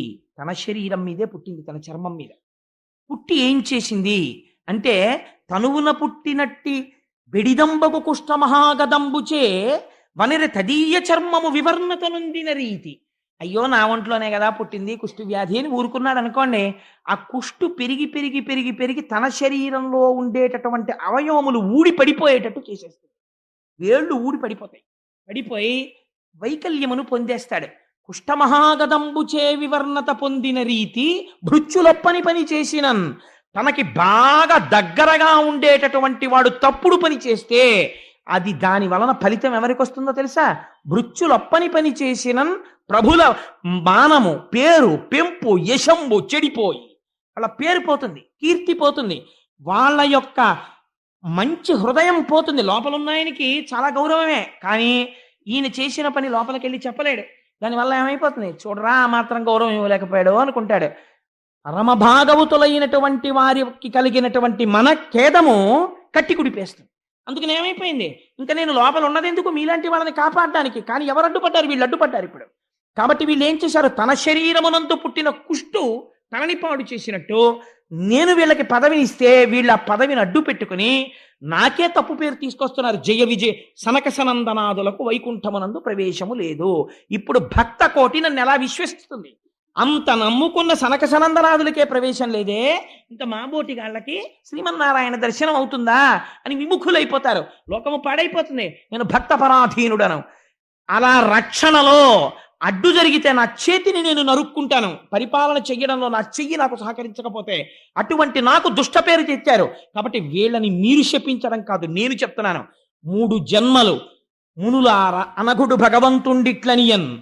అనఘుడు ఆయనకేం కోపతాపాలుండవు, చేసిన దోషాన్ని బట్టి శిక్షిస్తున్నాడు. భగవంతుండిట్లనియన్ మునులారా వినుడు. సనక సనందనాదులారా నేను చెప్తున్నాను వినండి. అనయము వీరలు భువికింజని అసురయోనింజన్మించి మహోగ్ర లోభ సంగతులయ్యడం. వీళ్ళు ఉత్తర క్షణం భూలోకానికి వెళ్ళిపోతారు. వెళ్ళిపోయి రాక్షసయోని యందు జన్మిస్తారు. జన్మించి ఉగ్రమైనటువంటి రాక్షసులై అపారమైనటువంటి లోభత్వాన్ని పొందుతారు. అంటే అప్పుడు వాళ్ళిద్దరూ శ్రీమన్నారాయణుడి చరణారవిందముల మీద పడి లోపల ఉన్నవాడి హృదయాన్ని అర్థం చేసుకోవడంలో పొరపాటు జరిగింది. స్వామి క్షమించు, మళ్ళీ మాకెప్పుడు వైకుంఠానికి ఆగమనమని అడిగారు. అడిగితే 3 జన్మలు మీరు గొప్ప రాక్షసులు అవుతారు, కానీ మళ్ళీ మిమ్మల్ని దునుమాడవలసిన అవసరం కూడా నాదే.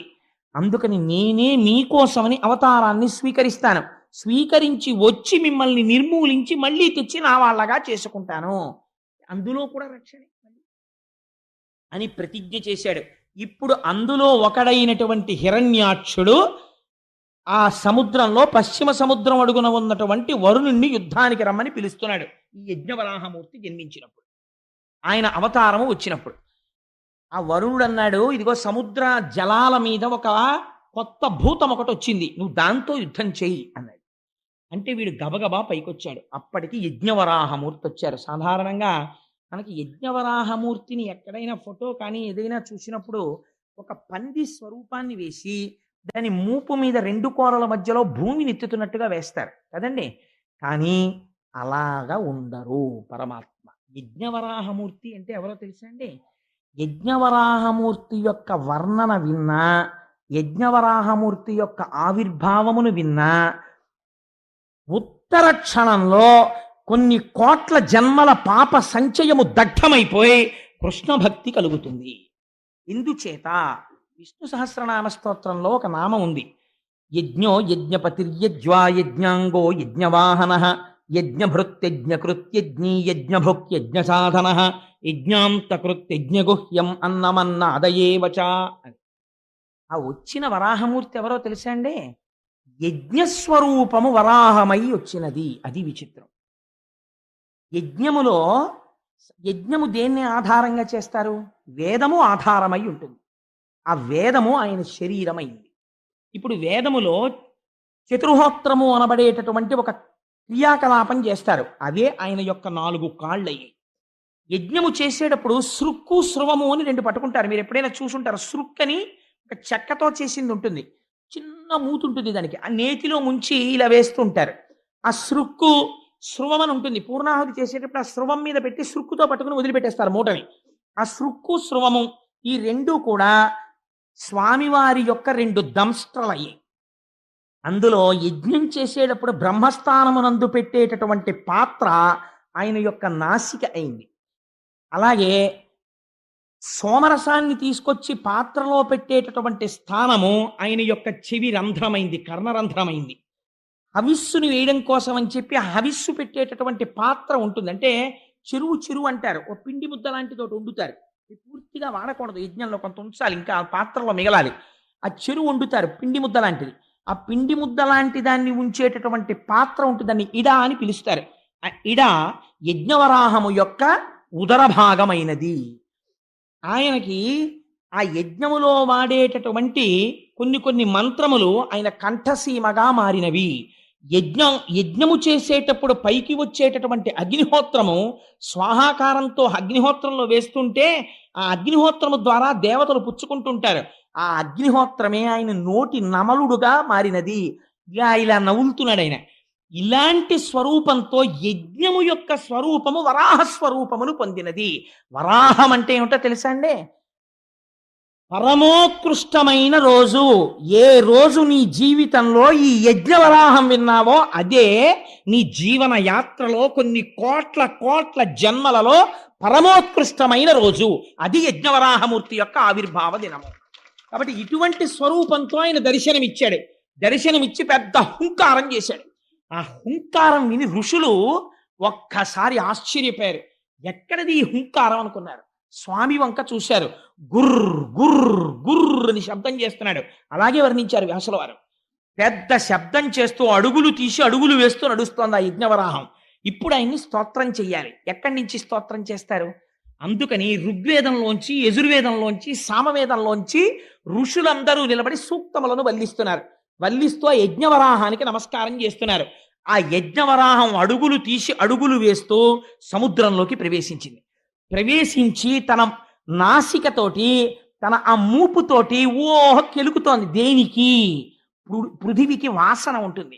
అందుకని వాసన బట్టి పట్టుకుందాం భూమి ఎక్కడ పడిపోయిందోనని ఆ నీటిలో వెతుకుతోంది.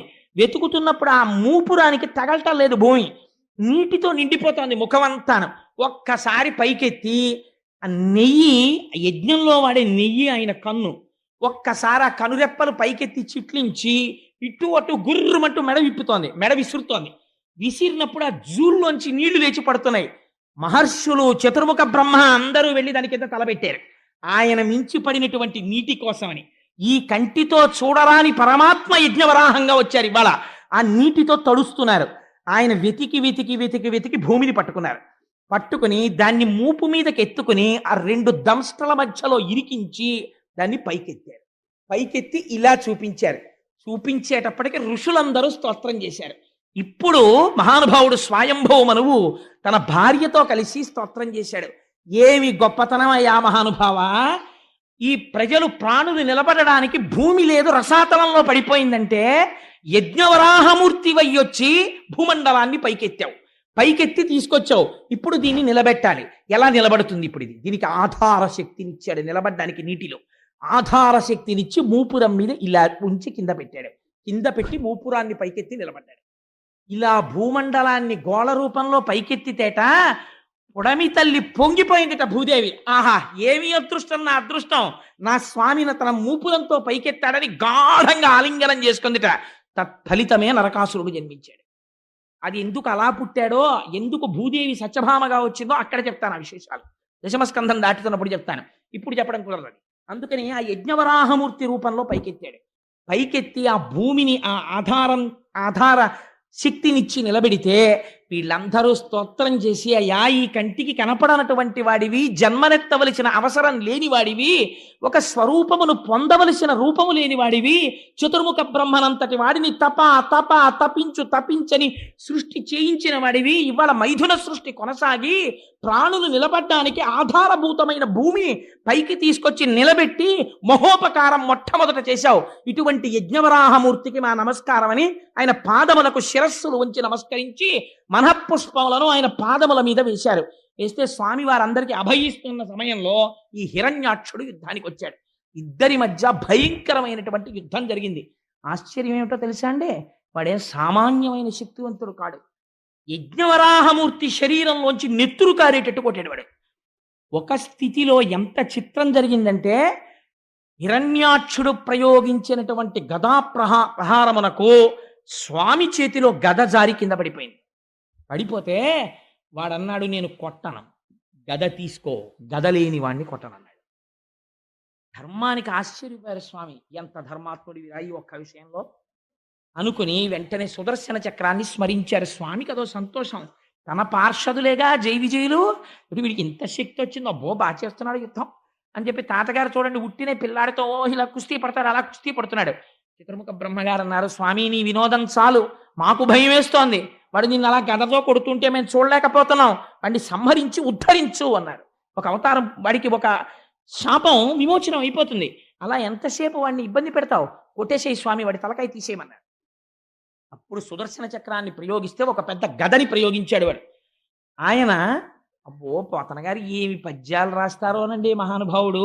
గద సారించి అసహ్య విక్రమ సమగ్ర స్ఫూర్తితో వేయగా వరాహమూర్తి ఆ గద తప్పించి ఆ దంష్ట్రాగ్రాహతిన్ తుంచి బలమొప్పన్ మదాతిరేక బల శౌర్యోదార విస్తార పంచాస్య సంపద సామజేంద్రమును బలమొప్పన్ ఈడ్చి త్రుంచు చందంబునన్ అంటారు. ఎంత గొప్ప పద్యమో చూడండి.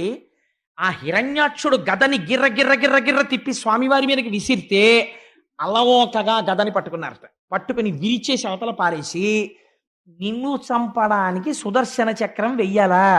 వాడు భయంకరమైన మాయ కల్పించి భూతప్రేత పిశాచాల్ని ఎముకల్ని వర్షం కల్పించాడు. సుదర్శన చక్రంతో కొట్టేశారు దాన్ని. కొట్టి ఆఖరణ ఇంకా ఎంతసేపు వినోదం స్వామి, వాడిని నిగ్రహించమన్నారు. నిగ్రహించమంటే పిల్లాన్ని చూడండి, చూసి చూసి చూసి చూసి తండ్రి ఏమిట్రా ఈ అల్లరి అనో లెంపకాయ కొడతాడు. అలా మీరు కావాలంటే భాగవతంలో చూడండి, ఆదివరాహమూర్తి గూబ మీద ఓ లెంపకాయ కొట్టారు హిరణ్యాక్షుణ్ణి. అంతే వాడి కింద పడిపోయి కింద పడిపోయి నాసికారంధ్రముల వెంట కర్ణరంధ్రముల వెంట నెత్తురు కారిపోతుండగా కిరీటం పడిపోయి తన్నుకుంటున్నాడు. దితికి అర్థమైంది, ఓహో నా కొడుకుని శ్రీహరి సంహరిస్తున్నాడని.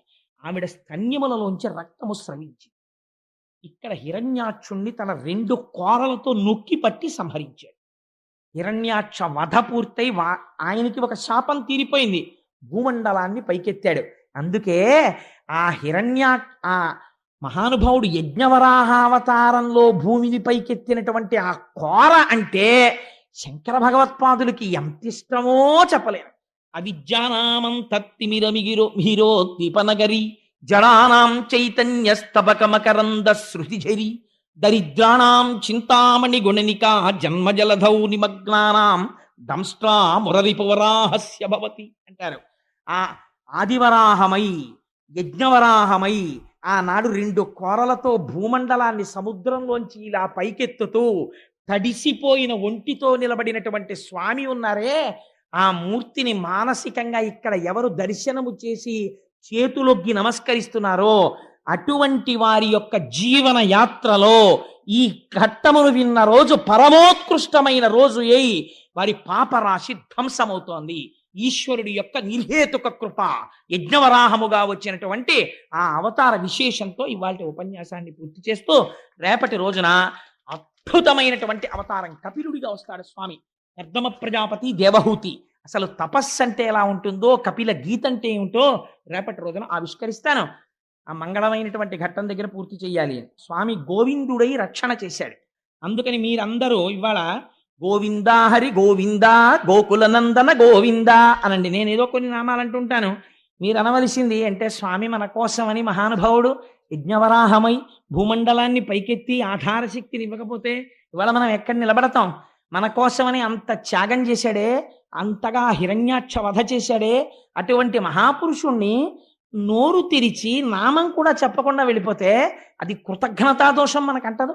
అందుకే నేను అక్కడికి కొన్ని పద్యాలు కూడా తగ్గించి గబగబా పూర్తి చేస్తున్నాను. మంగళప్రదమైన ఘట్టం దగ్గరికి వచ్చి పూర్తి చేద్దామని.